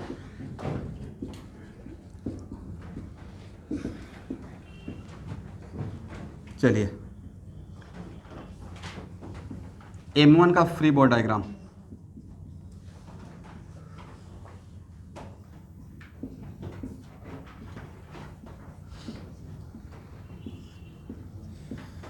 देखिए तो स्टूडेंट सही है। इसको यहाँ पे नाम क्या देंगे? Normal contact force 1 due to 2।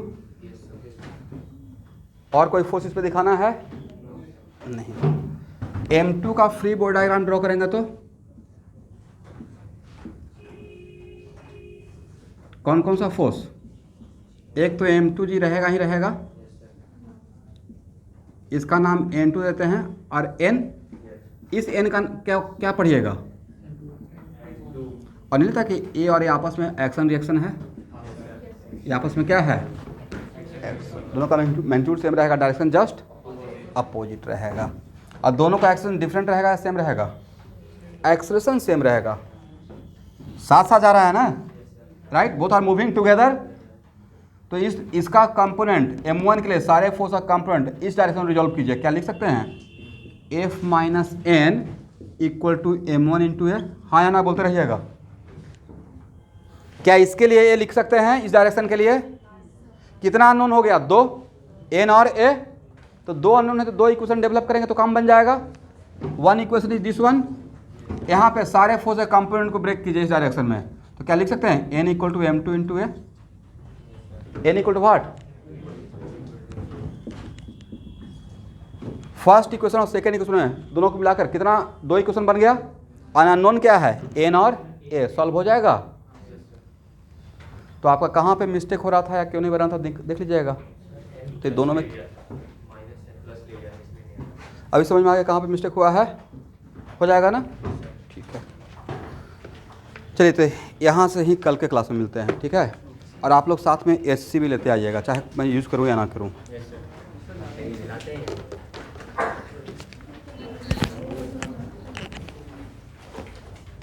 Projectile का होमवर्क कुछ दिया था क्या?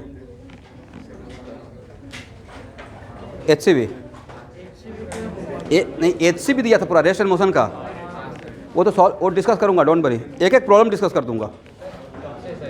विंटर वेकेशन मोटा मोटी सबका 25 से रहेगा ही, राइट। तो विंटर वेकेशन में सुबह में एक्स्ट्रा क्लास लगा लेंगे, टाइम का बढ़िया यूज हो जाएगा। और सुबह आइएगा तो आपका टाइम वेस्ट नहीं होने देंगे, एक सुबह में 2-2 क्लास लगा देंगे। केमिस्ट्री और नहीं भाई, फिजिक्स और मैथ, फिजिक्स है बायो, मेरा ड्रॉपर बैच में भी क्लास चलता रहता है, तो मैं उतना टाइम नहीं निकाल सकता हूँ सुबह में। मतलब मेरा सुबह में डेली 2 क्लास रहता ही है, ऑलवेज रहता है, बट आपके लिए भी टाइम निकालेंगे।